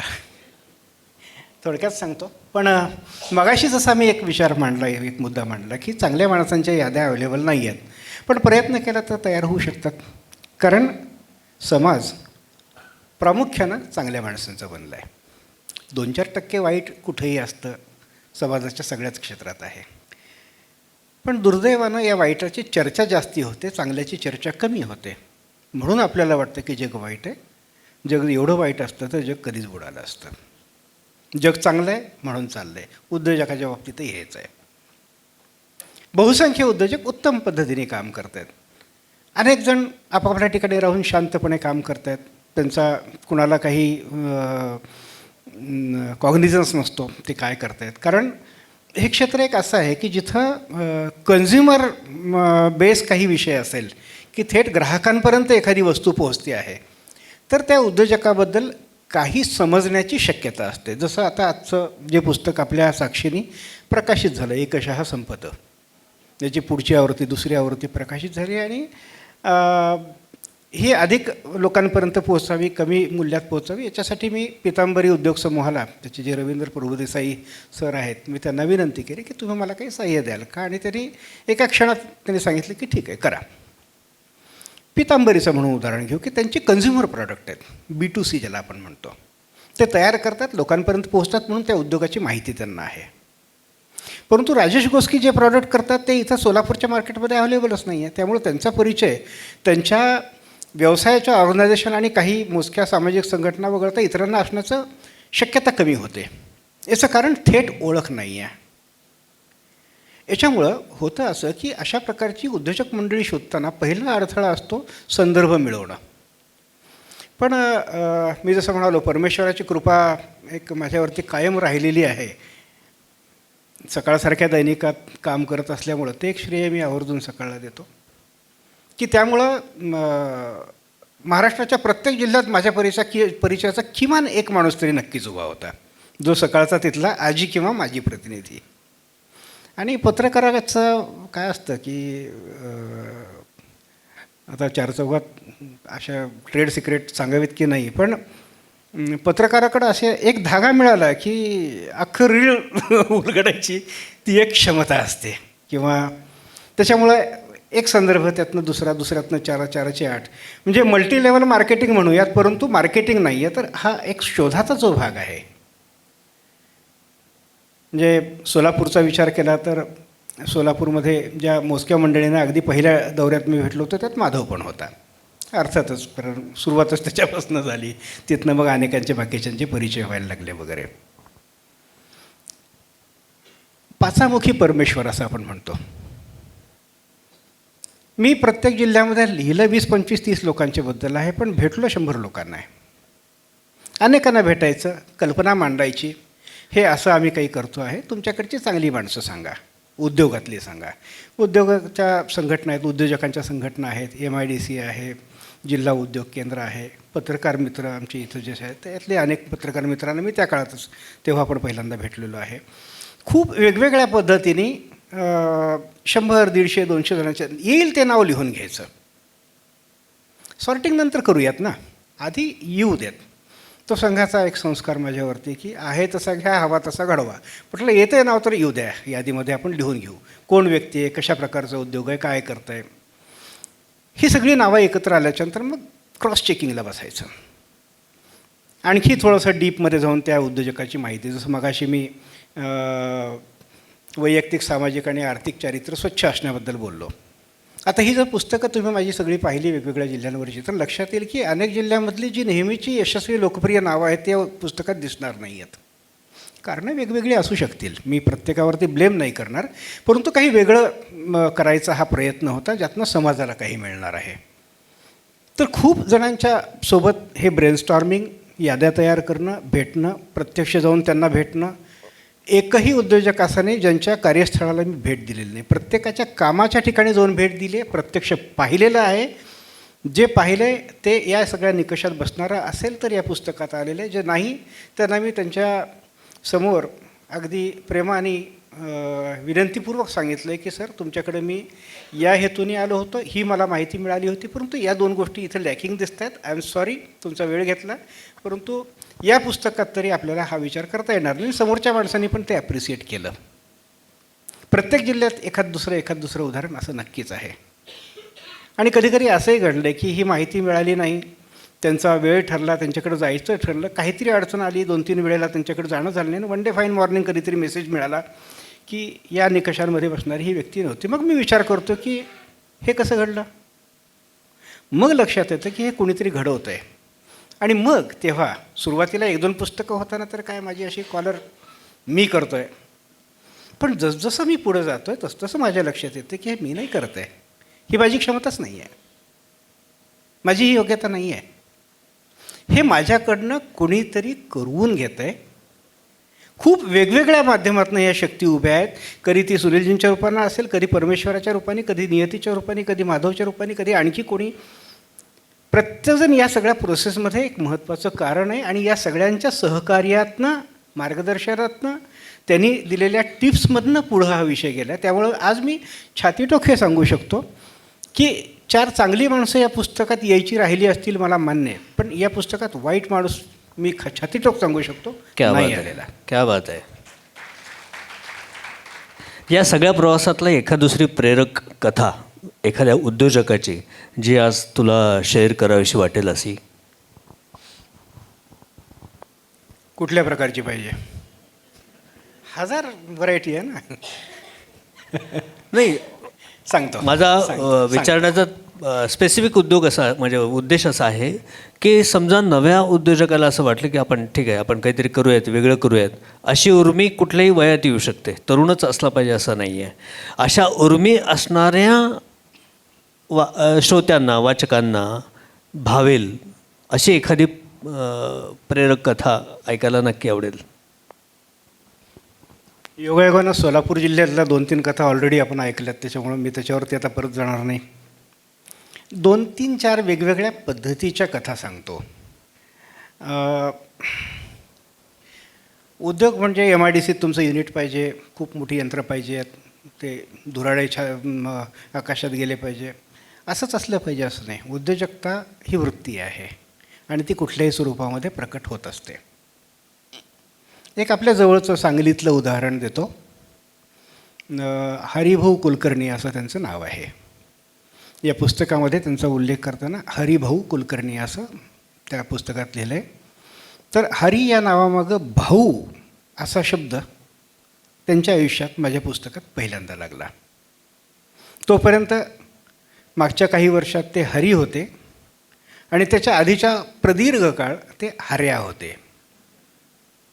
ए हर्या हे त्यांच्याबद्दलचं कॉमन लोकांचं संबोधन. कारण त्यांच्याजवळ काहीच नव्हतं. ते 3-4 वर्षाचे असताना आणि त्यांचा धाकटा भाऊ 1.5-2 वर्षाचा असताना त्यांचे वडील वारले. आई अशिक्षित, धुणे भांडं करणं हे त्यांचं काम. महिनाभर वाट पाहून त्या घरमालकाने त्यांना घर पण सोडायला लावलं. जी काही भांडी-कुंडी 2-4 होती ती घरात ठेवून घेऊन, पांघरायला कपडा पण नाही. आणि अशा परिस्थितीमध्ये सांगलीच्या त्या नदीकाठची जी मंदिरं आहेत अशा त्या मंदिराच्या गाभाऱ्यात 1-1.5 वर्ष त्या माऊलीने ह्या 2 लेकरांना घेऊन काढलं. संध्याकाळी त्या लोकांच्या घरी जाऊन धुणी भांडी करायची. संध्याकाळी याच्यासाठी की काम करता करता रात्र होते, तोपर्यंत यजमानांची जेवणं झालेली असतात. काही अन्न उरलं तर ते आपल्याला मिळेल आणि लेकराबाळांच्या तोंडात घालता येऊ शकेल, कारण स्वयंपाकाची सोयच नव्हती. ही या हरिभाऊची पार्श्वभूमी. शिक्षण काहीच नाही. मग कुठंतरी चहाच्या गाड्यावरती नोकरी कर, मदत कर, हेल्पर, मग कॅन्टीनमध्ये. असं करता करता कोणीतरी सांगितलं की तू चहाचा गाडा टाक. चहाचा गाडा टाकला, महापालिकेने दुसऱ्या दिवशी गाडा पळवून नेला.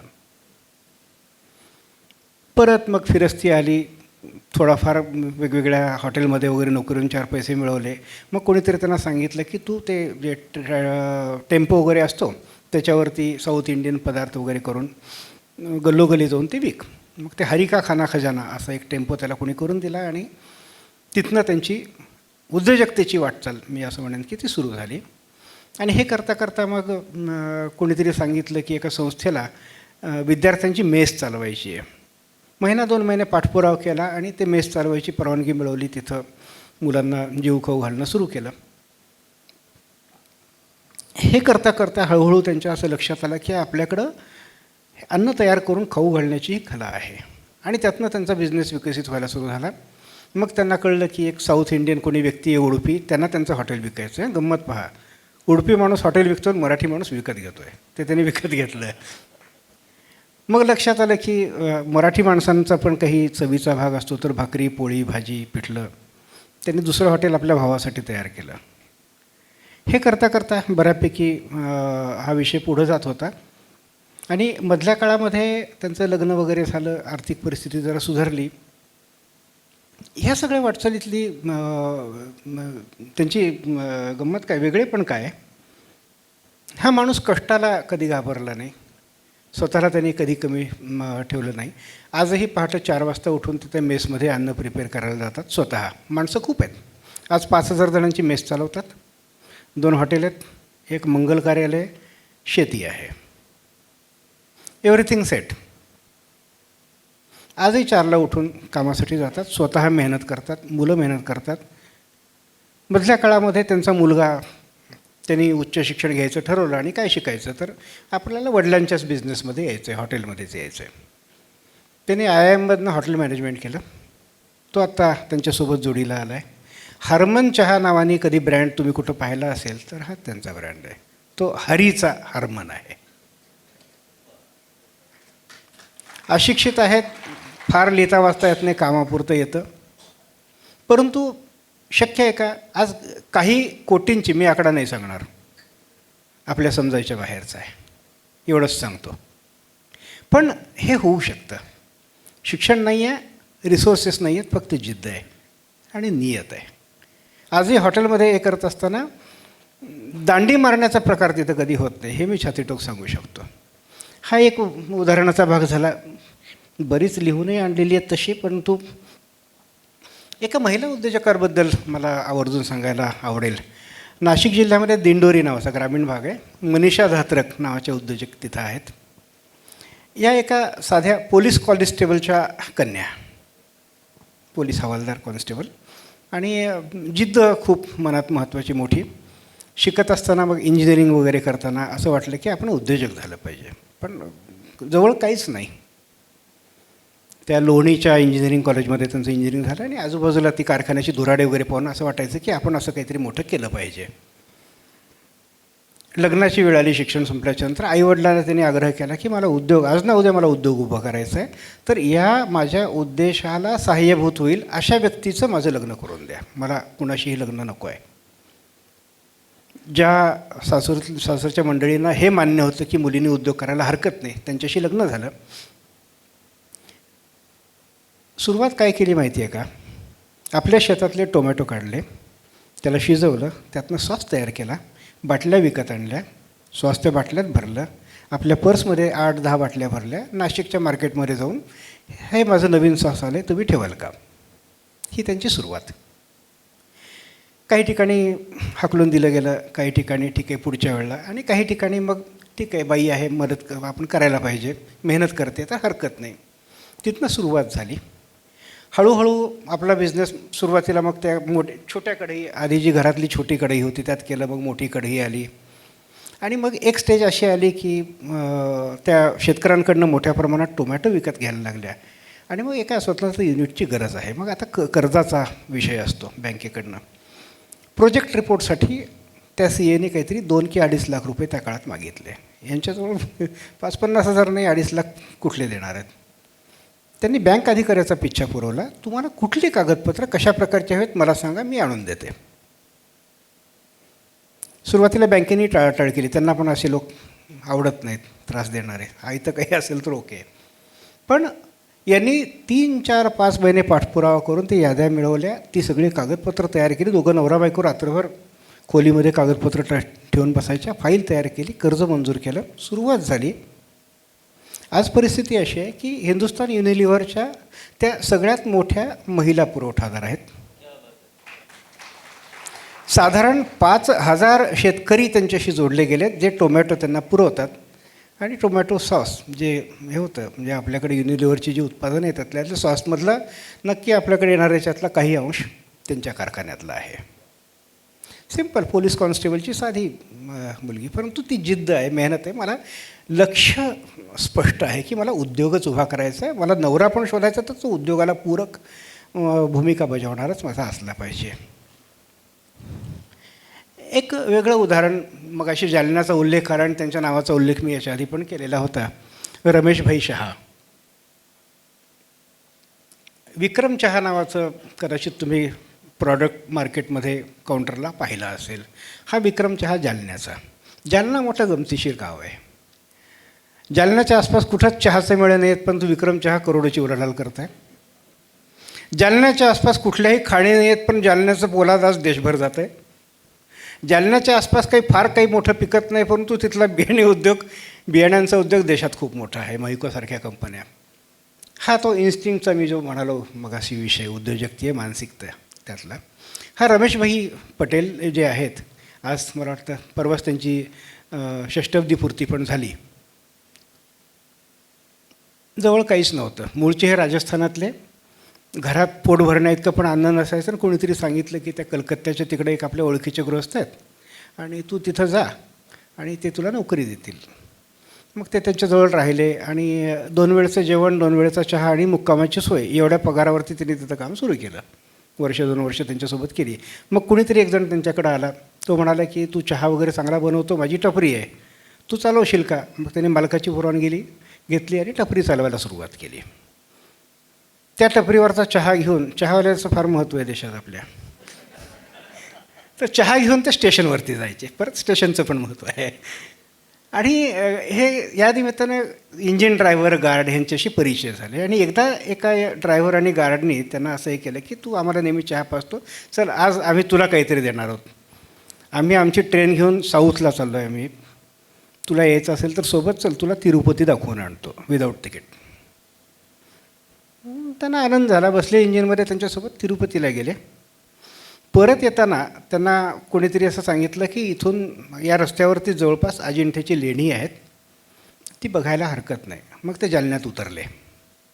जालन्यात का उतरले तर जालन्यात उतरून मग तिथून बस मिळते, लेणी पाहायची आणि मग पुढं जायचं पलीकडं जळगावला जाऊन तिथून बाकी रेल्वे मिळतात.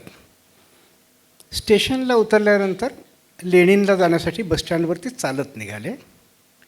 रस्त्याच्या आजूबाजूला चहाच्या टपऱ्या, हॉटेल वगैरे, आणि प्रत्येक ठिकाणी त्यांना ब्रँडेड चहाचे पाकिटं दिसली प्रत्येक हॉटेलमध्ये, दुकानामध्ये. त्यावेळेला जे कुठली प्रसिद्ध ब्रँड असतील ते सगळे. उद्योजक मानसिकता काय असते ते पहा. त्यांना त्या चहाच्या पाकिटामध्ये आपला बिझनेस दिसला. त्यांनी हे लक्षात घेतलं की हे ब्रँडेड चहा वापरून चहा करतायत, यांना चहा महाग पडत असेल. आपण तिथं नॉन ब्रँडेड चहा वापरतो, आपल्याला चहा स्वस्त पडतो, नफा वाढतो. इथं अशा प्रकारच्या नॉन ब्रँडेड चहाचं मार्केट आहे, जे आपण मेहनत केलं तर आपल्याला मिळू शकेल. आपण प्रयत्न करूयात. पैसा जवळ नव्हताच. गावाकडे गेले. एक मित्र होता ज्याच्याकडे थोडे बहुत पैसे, त्याला त्यांनी पटवलं, आपण जालना में जाएंगे, कुछ बिझनेस करेंगे. मग तिथनं कलकत्त्याला गेले. काही चहा कंपन्यांच्या तिथं भेटले. चहाच्या धंद्यात होतेच, त्यामुळं ब्लेंडिंग आणि हे सगळं त्यांच्या थोडंफार माहितीतलं होतं. तो चहा घेऊन त्यांनी जालना गाठला. आपल्या पद्धतीने आपल्या मनाप्रमाणे 1-2 ब्लेंड तयार केले, त्याची पाकिटं तयार केली, ती घेऊन निघायचे. चहावाल्याला गाठायचं, आज हा माझा चहा विकून पहा, आवडला तर पैसे दे, नाहीतर नको देऊ. ही मेहनत केली. ही मेहनत अनेक महिने चालली आणि हळूहळू ते जालन्याच्या मार्केटमध्ये रुजले. मग आजूबाजूच्या गावातलं मार्केट म्हणजे अगदी आपलं कॉट वगैरे असतो ना, पलंग लोखंडी फोल्डचा, तो ठेवून त्याच्यावर पाकिट ठेवून आठवडी बाजारात ते विकायचे. सायकलवरती आजही त्यांच्या त्या ब्रँडमध्ये सायकलचं फार महत्त्व आहे. सायकलवरती ते पिशव्या घेऊन गावोगाव जायचे. सुरुवात तिथनं झाली. मग कोणीतरी सांगितलं की अरे हे असं अनब्रँडेड किती दिवस विकणार, काहीतरी नाव दिलं पाहिजे ना. नाव काय द्यायचं, तर त्यावेळेला टी व्हीवरती विक्रमावर बेताल नावाची सिरियल चालायची आणि त्यांना ते फार आवडलं. ती सिरियल आवडायची, पण आपण याच्यातलंच नाव देऊ, विक्रम चहा. काही विक्रम चहाला दुसरं इतिहास नाही आहे. विक्रमावर बेतालमधला तो विक्रम आहे. आज माझ्या माहितीप्रमाणे दररोज कित्येक टन चहा त्यांचा विकला जातो. कित्येक ट्रक बाहेर पडतात. नेमका कारण मागच्या 7-8 वर्षांमधली अपडेट माझ्याजवळ नाही आहेत, परंतु दररोज 4-5 ट्रक चहा त्यांचा जालन्याच्या बाहेर त्यावेळेला जायचा. आज जवळपास 30 वेगवेगळ्या प्रकारची चहाची व्हरायटी ते विकतात. त्यांची पुढची पिढी आलेली आहे, भावेशभाई पटेल वगैरे ही मंडळी, त्यांनी आणखी हे खूप वेगळ्या उंचीवरती न्यायचा प्रयत्न केला. पण हे सगळं करत असताना पाय जमिनीवर आहेत. आजही त्यांच्या त्या कारखान्यातल्या सामान्य जुन्या माणसाची नावं त्यांना माहिती आहेत. रस्त्यात जर तुम्हाला ते रमेशभाई भेटले, दिसले, तर तुम्हाला वाटणार नाही की ही व्यक्ती 10,000 कोटीचा बिझनेस चालवते. तेवढेच सॉफ्ट स्पोकन आहेत, तेवढेच पाय जमिनीवरती आहेत, तेवढंच सहकार्यशील आहेत. हा जो एक विनम्र भाव आहे, स्वतःच्या पलीकडे इतरांचा विचार, आणि जालन्यातल्या असंख्य सामाजिक कार्यांमध्ये त्यांचा, म्हणजे मध्यंतरी हे जे दुष्काळाची वगैरे कामं झाली, जालन्यातल्या तर तळ्याचं खोलीकरण, रुंदीकरण, यातलं जवळजवळ 70-75% वाटा या एका व्यक्तीने उचललेला आहे. तर हा जो प्रवास असतो ना, की संधी शोधणं, त्या संधीचा पाठपुरावा करून त्या ठिकाणी पाय रोवायला आपण ते जे काही बळ लागतं ते मिळवणं, आणि तिथून पुढं मग आपली या जालन्यातच एक त्रिसूत्री मला सापडली. आणि ही त्रिसूत्री एका 10वी नापास माणसाने मला सांगितली. त्याचा मी इंटरव्ह्यू घेत होतो. त्याने सांगितलं, मी माझ्या आयुष्यात 3च गोष्टी सांभाळल्या, ही बिझनेसची त्रिसूत्री म्हणून मी पाळतो: हिम्मत, मेहनत, नियत. हो. या 3 गोष्टी जपल्या तरी खूप झालं. याच्या बळावरती तुम्ही मोठे होऊ शकता. हे एक वेगळ्या प्रकारचं उदाहरण तुम्हाला मी सांगितलं. आणि एक तिसरं उदाहरण संभाजीनगरचं सांगतो. मला हे पण उदाहरण खूप आवडतं.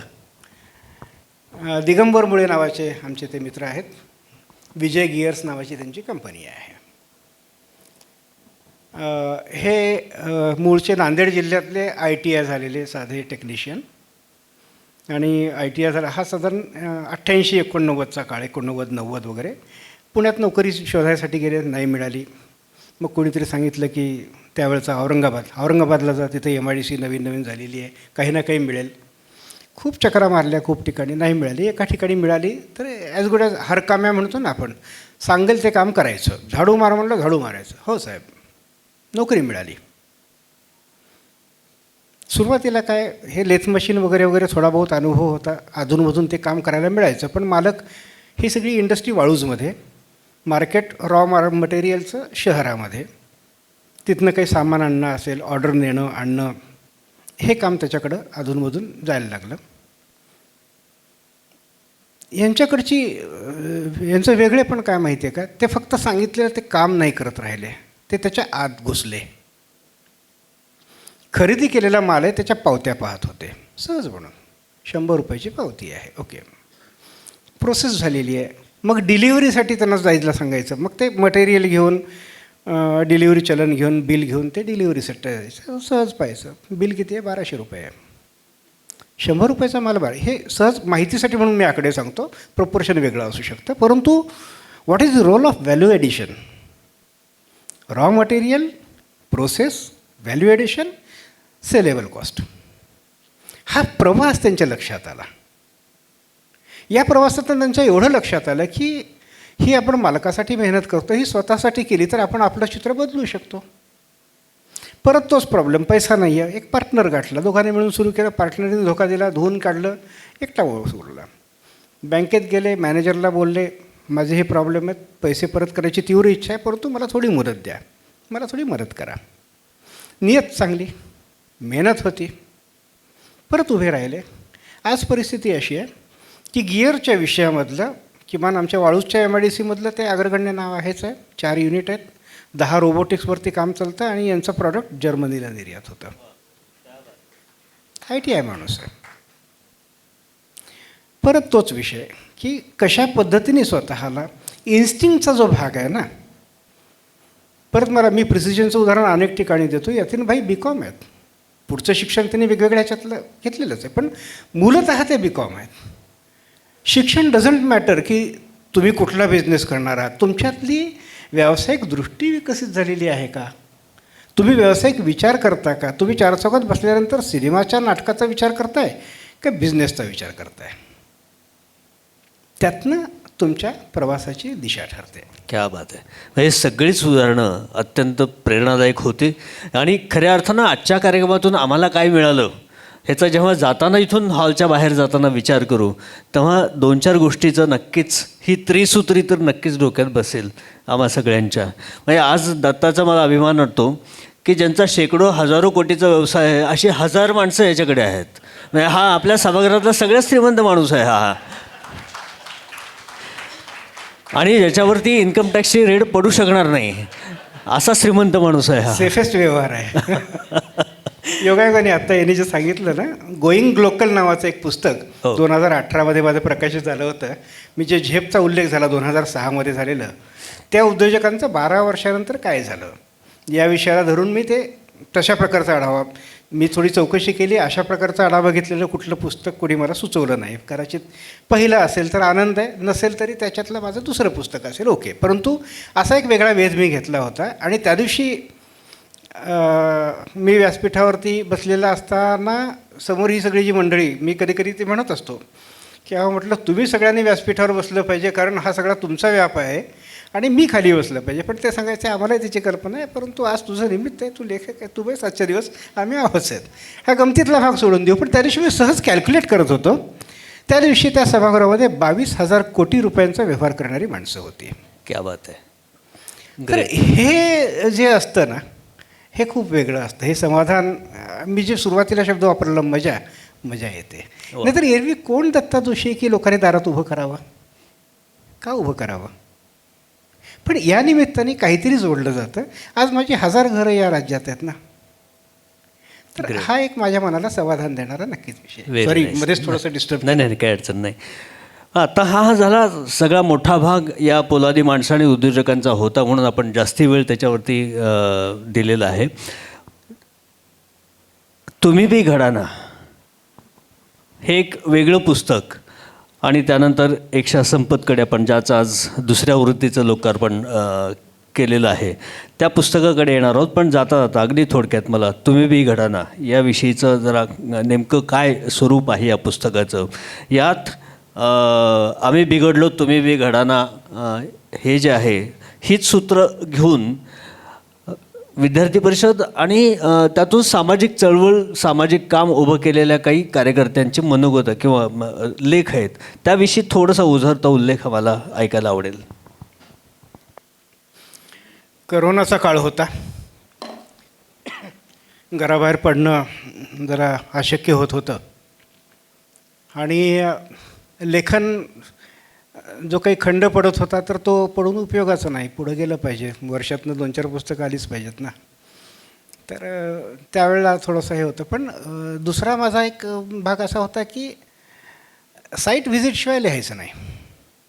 प्रत्यक्ष त्या स्थळी गेल्याशिवाय ते प्रत्यक्ष काम पाहिल्याशिवाय लिहायचं नाही. ते तर यायचं शक्य नव्हतं कारण बाहेर पडायचं म्हणजे हे सगळे वेगवेगळे प्रॉब्लेम होते, वाहतुकीचे होते, पोलीस अडवायचे किंवा हे. मग अशा याच्यात हा एक विचार समोर असा आला की एक असा विषय आपल्याला निवडता येऊ शकेल जिथं त्यांच्या शब्दावरती विश्वास ठेवता येईल, जो कदाचित उद्योगाशी संबंधित नसेल परंतु समाजाशी, समाजातल्या वेगवेगळ्या प्रवाहांशी संबंधित असेल. योगायोगाने काय झालं की त्याच काळामध्ये JNUमध्ये जे दिल्लीतलं जवाहरलाल नेहरू युनिव्हर्सिटी आहे तिथं काही वेगवेगळे प्रकार घडले आणि त्याचं खापर विद्यार्थी परिषदेवरती फोडायचा प्रयत्न झाला. आणि मी परिषदेचा पूर्व कार्यकर्ता, मूळचा संघाचा स्वयंसेवक, पण संघातनं माझी बदली विद्यार्थी परिषदेत केली गेली माझा एकूण स्वभाव पाहता. आणि मला एवढंच कळलं की हे जे काही खापर फोडलं जातं आहे हा आमच्या कार्यकर्त्यांचा स्थायीभाव नाही आहे. ठीक आहे, जे काय घडायचं तिथं घडलेलं असेल त्याच्यावरती काही हे करण्यात अर्थ नाही आहे. परंतु हे कार्यकर्ते कुठल्या संस्कारातून आलेले आहेत, आमच्यावरती काय संस्कार झाले आणि मी यातनं स्वतःला कसं घडवलं आहे आणि यातनं आम्ही देशाला काय देतो आहे हे कुठंतरी मांडता आलं तर पाहूयात. मग अशा परिषदेच्या पूर्व कार्यकर्त्यांच्याबद्दलची काही माहिती एकत्रित करायला सुरुवात केली. नेहमीप्रमाणे नियतीने भरभरून मदत केली. खूप सोर्सेसमधनं जवळपास 1.5-200 पूर्व कार्यकर्त्यांची यादी तयार झाली की ज्यांनी आपल्या कॉलेज जीवनामध्ये परिषदेचं काम केलं होतं, काही जबाबदारी घेऊन काम केलं होतं आणि मग जीवनाच्या वेगवेगळ्या क्षेत्रात जाऊन आज ते काम करत होते. भले ते आज विद्यार्थी परिषदेशी किंवा संघ परिवाराच्या कुठल्या कार्याशी थेट संबंधित नाही आहेत, परंतु जिथं आहेत त्या ठिकाणी त्यांनी हा संस्कार नेलेला आहे. त्यातनं काय चित्र बदलू शकतं, घडू शकतं अशी ही उदाहरणं आहेत. 25 कार्यकर्त्यांना आम्ही त्याच्यातलं निवडलं. पार गोव्यापासून ते दिल्लीपर्यंत वेगवेगळ्या ठिकाणी जाऊन, पण मूळची महाराष्ट्रातली माणसं आहेत. कोणी सनदी सेवेमध्ये, म्हणजे मी जेव्हा मुलाखत घेतली तेव्हा चंदीगड विकास प्राधिकरणाचे जे कमिशनर होते अजित जोशी इथलेच आहेत, ते या पुस्तकात आहेत. रामभाऊ म्हाळगी प्रबोधिनीचे जे संचालक आहेत जयंत कुलकर्णी ते या पुस्तकात आहेत. अनेक वेगवेगळ्या ठिकाणी सामाजिक कार्य करणारी मंडळी आहेत. काही पत्रकार आहेत, गोव्यातले परेश प्रभू नावाचे पत्रकार ते या पुस्तकात आहेत. तर अशा या लोकांशी झूमवरनं चर्चा केली, त्यांच्याबद्दल त्यांचं काम जाणून घेतलं, ते लेखन केलं आणि मग प्रकाशनाची वेळ आली तेव्हा एक इच्छा अशी होती की मग परिषदेच्या कामातनं पुढं आलेले आणि एखाद्या उच्च स्थानावर पोचलेल्या व्यक्तीच्या हस्ते त्याचं प्रकाशन व्हावं. योगायोगानं अमितभाई शहांच्यासोबत संपर्क झाला आणि त्यांच्या शुभ हस्ते या पुस्तकाचं प्रकाशनही पार पडलं. याची थीम होती ती, हा जो काही संस्कार आहे, वेगवेगळे संस्कार म्हणजे फक्त सकाळी उठून श्लोक म्हणणं आणि संध्याकाळी रामरक्षा म्हणणं म्हणजे संस्कार नाही आहे. तुमच्या दैनंदिन जीवनामध्ये तुमच्या या धारणा कशा पद्धतीने तुम्ही अंमलात आणताय हा संस्कार. उद्योगाच्या विषयामध्ये असेल किंवा कुठलं संघटन कौशल्य हा संस्कार आहे, देशभक्ती हा संस्कार आहे, माणुसकीची भावना हा संस्कार आहे. खूप तर मग हे लिहित असताना अशा प्रकारचा कुठला संस्कार त्या कामाच्या मुळाशी आहे याच्याबद्दलचं विवेचन त्या पुस्तकामध्ये आम्ही केलं आणि हे पुस्तक खूप चांगल्या पद्धतीने समोर आलं. म्हणजे आज ज्या पुस्तकाचं लोकार्पण झालं त्या पुस्तकाकडे वळतो आहे. अवघ्या 25 दिवसामध्ये एक आवृत्ती संपणं ही सोपी गोष्ट नाही आहे. त्या एकशहा संपतवध मुळात या पुस्तकाच्या नावापासूनच सुरुवात आहे. संघाच्या परिघाबाहेरच्या लोकांना एकशहा संपत म्हणजे काय काहीही कळणार नाही, पण संघातल्या लोकांना ते पाळत असल्यामुळं माहिती आहे. पण ह्या पुस्तकाचा जो एकूण अवकाश आहे तो संपूर्ण भारत असा आहे. एकूण काश्मीरपासून ते कन्याकुमारीपर्यंत आणि गुजरातपासून ते अरुणाचलपर्यंत असा हे एकूण या पुस्तकाची कल्पना कशी आली का संघ शताब्दी वर्षामुळं हे प्रकाशित करावं असं वाटलं, नेमकं काय आहे?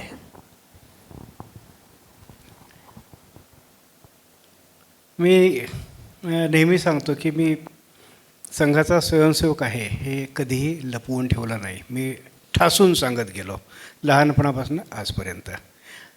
आजचा काळ अनुकूल आहे, एक काळ प्रतिकूल होता. ज्यावेळी मी संघाचा स्वयंसेवक आहे सांगितल्यानंतर रस्ते बंद व्हायचे, अनेक रस्ते.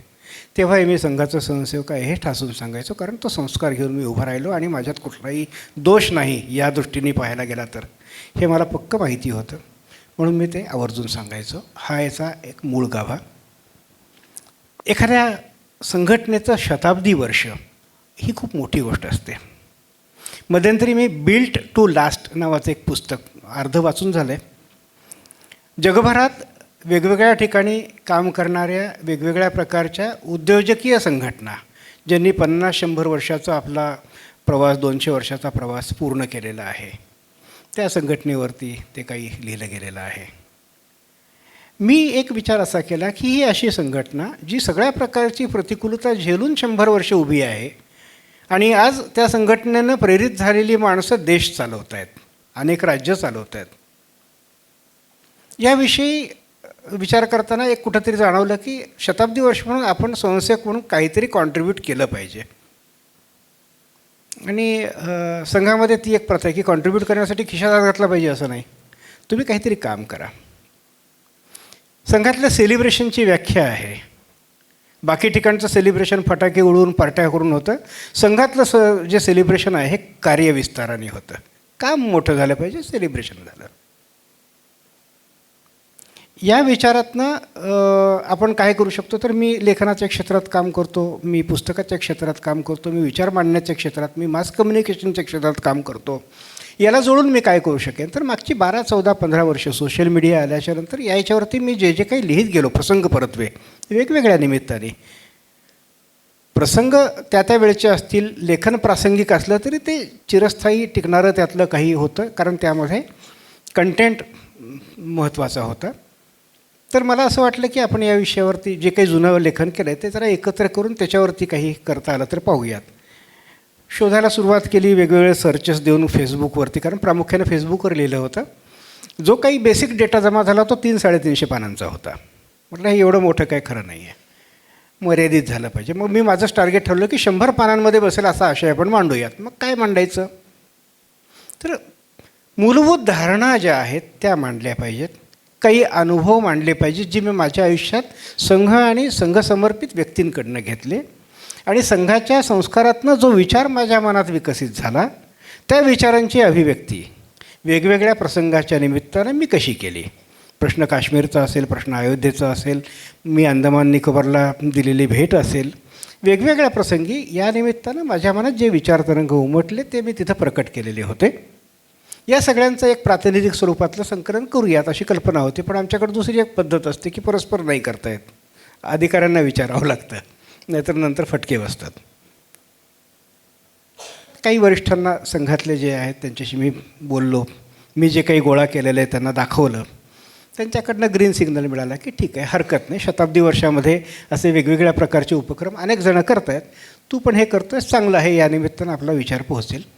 काही प्रचारकांवरती लिहिलं होतं. अतुल कारखानीस माझ्या उदगीरमधले तालुका प्रचारक होते, त्यांची आठवण मला आली होती. मध्यंतरी कन्हैया कुमार नावाचं एक प्रकरण खूप जोशात होतं आणि ते परिवर्तनाचे गप्पा मारत होतं, आणि 5 स्टार गप्पा त्यांच्या ऐकताना मला अतुलरावांची साधी जीवन कहाणी आठवत होती.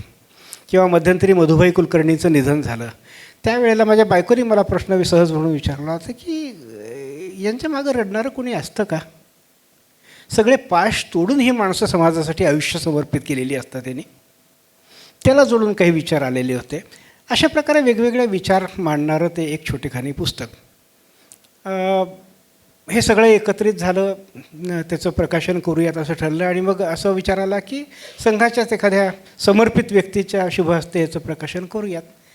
मग सुहासरावजी हिरेमठ आज ते अखिल भारतीय कार्यकारिणीचे सदस्य, पण तो सेवा कार्याचं राष्ट्रीय पातळीवरची जबाबदारी त्यांच्याकडे होती. त्यांना विनंती केली की सुरेशराव असं पुस्तक मी लिहिलं आहे, ते म्हणे पाठव. त्यांनी वाचून काढलं, मग सांगितलं की ठीक आहे मी येतो. आणि मग पुण्यामध्ये तो कार्यक्रम ठरला. पुण्यात माझा तसा बेस काहीच नाही, माझा जो काही परिचय संभाजीनगरमधला, पण संघ या नावाची पुण्याहीच इतकी मोठी आहे की तुम्हाला काहीच करायला लागत नाही.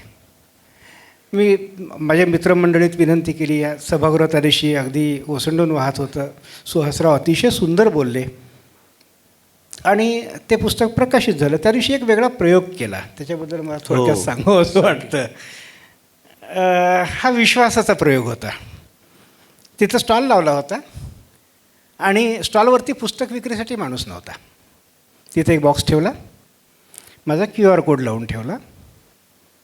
तुम्हाला जितक्या प्रती हव्या असतील, 1 असेल 1, 2 असतील 2. त्या दिवशी सवलतीत, त्या दिवशी पण, आज पण सवलतीत 100 रुपयाचंच पुस्तक आहे, त्या दिवशी पण ते 100 रुपयाचंच ठेवलं होतं. एक पुस्तक हवं असेल 100 रुपये आयदर त्या बॉक्समध्ये टाका किंवा QR कोड स्कॅन करा. जवळजवळ 107 पुस्तकं, 107 एवढी पुस्तकं त्या दिवशी विकली गेली, आणि हिशोबात एकाही पुस्तकाची त्रुटी नाही आली. हा संघाचा संस्कार, हा संस्कार मांडायचा हा विषय. आणि एकशः संपत याच्याबद्दल आवर्जून सांगितलं पाहिजे. ही शीर्षक काय आहे, वेगवेगळी शीर्षक आहे. ह्या नावाचं एकही प्रकरण या पुस्तकात नाही आहे, परंतु ते संघकार्याचं मूळ आहे असं मी मानतो. एकशः संपत याचा अर्थ एका रांगेत उभे राहा. संघामधली ती आज्ञा आहे. मुख्य शिक्षक असतात, ते शाखा चालवतात.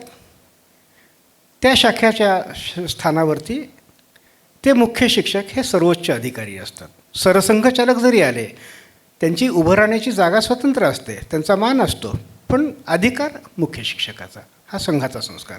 हा मुख्य शिक्षक सेवकपासून उच्च अधिकाऱ्यापर्यंत कोणीही असू शकतो. ते आज्ञा देतात, समोरचे पाळतात. या आज्ञांच्यापैकी एक आज्ञा आहे एकशः संपत. संघस्थानावरती जेवढी माणसं आहेत त्यातला एक अग्रेसर बोलावला जातो, तो एका टोकाला उभा राहतो आणि एकशः संपत ही आज्ञा दिल्याच्या नंतर उपस्थित सगळ्यांनी त्या अग्रेसराच्या डाव्या हाताला एका रांगेत उभं राहायचं आहे. सिंपल. मुख्य शिक्षक आज्ञा देतात, सगळ्यांनी एका रांगेत उभं राहायचं आहे. ही रांगेत उभं राहत असताना कोण उच्च आहे, कोण नीच आहे, कोणाची जात काय, कोणाचा धर्म काय, कोणाचा पंथ काय, कोण श्रीमंत आहे, कोण गरीब आहे, कोण अधिकारी आहे, कोण चपराची आहे, डझंट मॅटर. उंची कमी आहे, जास्ती आहे, जाड आहे, हलका आहे, नथिंग. बरं, अग्रेसराच्या उजव्या हाताला नाही, डाव्याच हाताला उभं राहायचं आहे, म्हणजे त्यातही उजवडावं नाही. एका प्रकारे संघातली समानता, समरसता दाखवणारी ही आज्ञा आहे. आणि संघ म्हणून विचार मांडताना ही एकशः संपत ही आज्ञा मला संघाचा आत्मा वाटली, म्हणून ते शीर्षक मला द्यावंसं वाटलं. पण शब्द माहिती नाही, म्हणून एका स्वतंत्र पानावरती हे सगळं विवेचन मी त्याच्यात केलं. आणि सुहासरावांशी याविषयी बोलताना पहिल्या आवृत्तीच्या प्रकाशनाच्या आधी त्याने सांगितलं की अरे म्हणे बाळासाहेब देवरस असं सांगायचे की ज्या दिवशी संघ एकशः संपत आज्ञा आली त्या दिवशी संघातली विषमता पूर्णपणे संपली. तो संदर्भ मग मी दुसऱ्या आवृत्तीमध्ये तो वाढवला. सुहासराव त्या दिवशी खूप छान बोलले होते, त्याचा सारांश या दुसऱ्या आवृत्तीत प्रकाशित केला. हेतू याच्या मागचा हाच आहे की संघांबद्दलचे हे जे काही समज, गैरसमज, अमुक तमुक सगळ्या गोष्टी आहेत. मध्यंतरी मुंबईमध्ये माझे एक उद्योजक मित्र आहेत, त्यांच्याशी गप्पा मारत होतो. तर ते म्हणाले की मला वेळ मिळत नाही, हे सगळं आहे, पण मला संघाचा स्वयंसेवक व्हायची इच्छा आहे. म्हटलं सिम्पल थिंग आहे, तुम्ही देशभक्त आहात ना, मग तुम्ही संघाचे स्वयंसेवक आहात, बाकी काही लागत नाही. त्याच्यासाठी संघाच्या शाखेवरच गेलं पाहिजे असं अजिबात नाही आहे. हे पुस्तक त्याच प्रवासातलं एक काही उदाहरणं मांडणारं किंवा काही एक व्यक्त करणारं अशा स्वरूपाचं पुस्तक आहे, ज्याच्यामध्ये तुम्हाला खूप काही वाचायला मिळू शकतं. त्यामुळं एकशः संपतची ही दुसरी आवृत्ती सोलापूरच्या प्रिसिजन वाचन अभियानात लोकार्पित झाली, ही आपल्या सगळ्यांसाठीच अभिमानाची गोष्ट आहे. मनपूर्वक अभिनंदन दत्ता.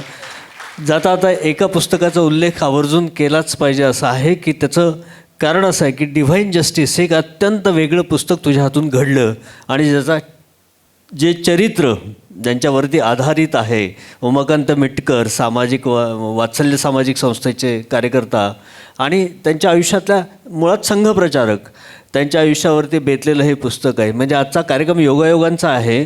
जसे सगळे संपादक पुस्तकाच्या लोकार्पणासाठी आले, तसं चरित्र आणि चरित्रकार दोघंही एकाच कार्यक्रमात आहेत. डिव्हाइन जस्टिसबद्दल थोडक्यात आम्हाला ऐकायचं आहे, म्हणजे त्याची जन्मकहाणी ऐकायची आहे. त्याच पुस्तकावरती एक चलचित्रफीतसुद्धा प्रकाशित झालेली आहे आणि त्याचं निवेदन माधवरावांच्या तोंडी आहे. हा पण एक योगायोग आहे की हा तिसरा कोण साधला गेलेला आहे. हा सगळ्याच दृष्टीने योगायोगाचा भाग. खरं तर पोलादी माणसं धाराशिव जिल्हा या पुस्तकामध्ये यमगरवाडीच्या प्रकल्पाबद्दल लिहित असताना उमाकांत मिटकर यांच्या संदर्भात 2 ओळी त्याच्यामध्ये लिहिल्या गेल्या. 2 ओळी ते अख्खं पुस्तक हा प्रवास आहे. या काळामध्ये खूप काही घडत होतं, काही घडत गेलं, त्याच्या आधी अनेक गोष्टी घडल्या, त्याच्यानंतर अनेक गोष्टी घडल्या आणि लक्षात असं आलं की एखादी समाजसमर्पित व्यक्ती काय पद्धतीने विचार करते, काय पद्धतीने काम करते, कशा पद्धतीने समर्पण करते, ही त्या समर्पणाची गाथा आहे. मग अशी जो उल्लेख तुम्ही ऐकलात, डुकराचं मटण, अनेकांना तर साध्या मांसाहाराची पण किळस येईल अशी परिस्थिती समाजातली आपली आहे. प्रत्येकाची आपापली अभिरुची असते, मला त्याच्यात दुखवलाच जायचं नाही आहे. परंतु त्या एका अशा विचित्र परिस्थितीत दिवाळीच्या त्या मुहूर्ताच्या याच्यामध्ये पोटात आग पडलेली असताना जेव्हा एखादी व्यक्ती डुकराचं मटण खाण्याची मानसिक तयारी ठेवते, तेव्हा आपण समाजातल्या प्रतिकूलतेचा एक विचार करायला लागतो. जेव्हा अशा प्रकारच्या घटना, ज्याला अमानवी म्हणून आपण 2 वेळेला पोटभर जेवण मिळणारी माणसं त्याला अमानवी म्हणतो, त्यावेळेला जगण्यासाठी त्या माणसाने केलेली जी तडजोड आहे त्याचा विचार कुठंतरी इथं मला तो दिसला. याच्याशिवाय अनेक गोष्टी आहेत. समाजाची बांधणी आहे, उपेक्षितांसाठी केलेलं काम आहे, त्यांच्यात मिसळणं आहे, त्या मुलांना घेऊन त्यांना चांगला नागरिक बनवण्याचे प्रयत्न आहेत. आपल्या सोलापूरने त्यांना खूप मोठा आधार या पूर्ण प्रवासात दिलेला आहे. तर ही एक वेगळ्या प्रकारची संघर्षगाथा मी असं म्हणेन की, मी असं दुसरंही म्हणेन की ही एका उमाकांत मिटकरांची आत्मकथा नाही आहे, ही अख्ख्या समाजाचाच तो ग्राफ आहे की ज्या समाजातनं एवढं सगळं परिवर्तन घडत गेलं. ही परिवर्तनाची कहाणी आहे. तर अशा प्रकारचं लेखन करताना मला पण एक वेगळा अनुभव मिळतो, आनंद होतो आणि काही चांगलं केल्याचं समाधान मिळतं. आणि चित्रफितीच्याही दृष्टीतनं हेच की बऱ्याच जणांना वाचण्याच्या बाबतीत मग थोडीशी अडचण असते की वेळ लागतो किंवा नाही वाचायला जमत किंवा इच्छा नसते. ठीक आहे बाबा, सिनेमा पहा. कुठल्याही पद्धतीने, मी जसं सुरुवातीला म्हणालो की मी मास कम्युनिकेशनचा विद्यार्थी आहे. कम्युनिकेशनची ही वेगवेगळी टूल्स समाजापर्यंत पोहोचवणं आणि त्यातनं काही सकारात्मक घडवणं, या घडवण्याच्या प्रक्रियेतला मी एक कॅटलिस्ट आहे. माझ्या संस्थेचं नाव पण कॅटलिस्ट असं आहे. कॅटलिस्टचं संप्रेरक त्याला म्हणतात. त्याचं कामच हे आहे की कुठल्याही प्रकारच्या प्रक्रियेला पूरक भूमिका बजावणं, पण हे बजावत असताना स्वतःचा रंगरूप न बदलणं. माझं रंगरूप आहे तेच आहे, मी त्रयस्थ आहे. फक्त त्या प्रक्रियेला कुठंतरी एक स्टिम्युलेशन देणं हे काम माझं आहे. ती जबाबदारी माझी आहे, ती नियतीने माझ्यावर सोपवली आहे. त्याच्यामुळे ही कार्य महत्त्वाची आहेत, ही महान आहेत, मी निमित्त मात्र आहे. वा वा, क्या बात आहे. अर्थातच आता पुढच्या पुस्तकाची आम्हाला अपेक्षा आहे, प्रतीक्षा आहे. काय स्वरूपाचे ते पुस्तक असणार आहेत? लवकरच ते पुस्तकांची एकूण 50शी होणार आहे. ती तुझ्या 50शीच्या आत, तुझी 50शी उलटलेली आहे आता. 5 वर्ष गेली. जसं सुरुवातीला परिचयात म्हटलं की 44वं पुस्तक हे आलेलं आहे. 3 पुस्तकांचं लेखन चालू आहे. त्याच्याबद्दल आत्ता सांगणं योग्य होणार नाही, परंतु 48वं जे पुस्तक ते कदाचित 45वं पण असू शकतं. पण त्या पुस्तकाबद्दल आवर्जून सांगायला मला इथं आवडेल. शताब्दी वर्षातलं माझं कॉन्ट्रीब्युशन म्हणून मी एक संकल्प केला की या वर्षभरामध्ये या विचाराला अनुसरून 4 पुस्तकं आणायची. त्याचं निमित्त पण प्रकाशन कार्यक्रमामध्ये सुहासराव हिरेमठांनी केलेलं भाषण ठरलं. या पुस्तकात काश्मीर विषयावरती मी बऱ्यापैकी लेखन त्याच्यामध्ये संकलित केलेलं आहे. काश्मीर हा माझा जिव्हाळ्याचा विषय आहे. का माहिती नाही आहे, माझं तिथं काही नाही आहे. पण जेव्हा काश्मीरमधनं विस्थापन सुरू झालं त्या काळामध्ये झेलम चिहाक नावाचं एक सदर तरुण भारतमध्ये यायचं. आमच्याकडं तेव्हा जम्बो झेरॉक्सची सोय नव्हती. मी माझ्या हस्ताक्षरात ते अख्खे लेख मोठ्या A5 साईजच्या याच्यामध्ये तयार करून चौकात नेऊन लावायचो. जेव्हा आंदोलन सुरू झालं त्यावेळेला मी त्यात सहभागी झालो. आमचे कार्यकर्ते घेऊन आम्ही काश्मीरमध्ये त्यावेळेला धडक मारलेली होती. विद्यार्थी परिषदेचं जे आंदोलन 89मध्ये झालेलं होतं VP सिंगांच्या काळामध्ये.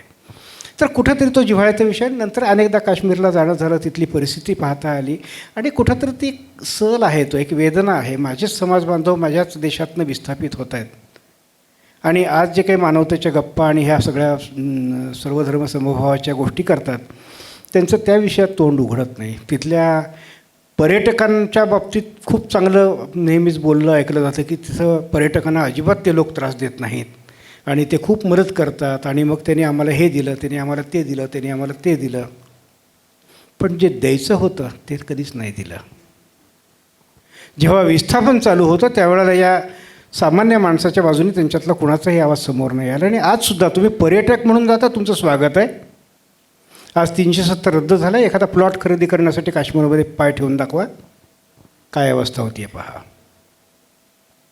ही जी नाटकं चालू आहेत ही उघड झाली पाहिजेत. माझं पुढचं पुस्तक काश्मीरच्या विषयाच्याच संदर्भातलं आहे. त्याच्यामध्ये सुहासरावाने जी रसग्रहण त्यातलं केलं होतं त्यातले काही मुद्दे, आणखी काही काश्मीरच्या विषयामध्ये लेख मी लिहिले होते ते ज्यात नाही आहेत. आणि तिसरं, अरुण कुमारजी संघाचे एक वरिष्ठ प्रचारक आहेत ज्यांनी आपलं पूर्ण आयुष्य काश्मीरच्या प्रश्नावरती समर्पित केलेलं आहे. त्यांच्याशी चर्चा करून आणखी वेगवेगळे पैलू त्यात येतील. प्रश्न सुटला आहे, उत्तर सापडलेलं नाही आहे. उत्तर शोधण्याच्या त्या वाटेतलं एक प्रयत्न करण्याची माझी इच्छा आहे. माझं पुढचं पुस्तक ते आहे. बाकी आणखी पुढची 2 कुठली येतील अजून माझी निश्चित नाही आहे. पण या मालिकेतलं दुसरं पुस्तक काश्मीर ह्या विषयावरती यावं अशी माझी इच्छा आहे. वा, तुझ्या पुढच्या सगळ्या प्रकल्पासाठी मनपूर्वक शुभेच्छा. आज खूप आनंद वाटला की या प्रिसिजन वाचन अभियानाच्या मंचावरती तुझा सगळा लेखन प्रवास या निमित्तानं उघडता आला. मित्र हो, दत्ता जोशीचे आभार आपण जोरदार टाळ्याने व्यक्त करूयात. मीही तुमच्या प्रत्येकाचे आभार मानेन, माधवचे मानेन. मॅडम आहेत ज्यांच्या पुढाकारातनं, ज्यांच्या संकल्पनेतनं सातत्याने अशा प्रकारचे उपक्रम सोलापूरच्या सांस्कृतिक विश्वास चालू आहेत. मी त्यांना मगाशी विनंती पण केली, म्हटलं संभाजीनगरला एखादी ब्रँच सुरू करा, आपण तिथं अशा प्रकारचं काही अभियान करूयात. पण ही पण खूप मोठी गोष्ट आहे, त्यामुळे मी त्यांचेही आभार मानतो. आणि हे पाचही संपादक जे माझे आधीपासूनचे मित्र आहेत, त्यांच्याशी खूप चांगले जिव्हाळ्याचे शहालीचे पण संबंध आहेत, नेहमीचा संपर्क आहे. ही सगळी माणसं वेळात वेळ काढून या निमित्तानं या व्यासपीठावरती आली. मी सगळ्यांचे आभार मानतो, मी सगळ्यांचा ऋणी आहे. आणि परत एकदा ते सांगतो की परमेश्वरांनी माझ्याकडनं जे काही करून घ्यायचं ठरवलं आहे ते करून घेण्याचा मी प्रयत्न करतो. यात मी कुठंच नाही आहे, जे काही आहे ते तिथून येतं आहे आणि ते तुमच्यासाठी समर्पित आहे. वा, खूप खूप शुभेच्छा.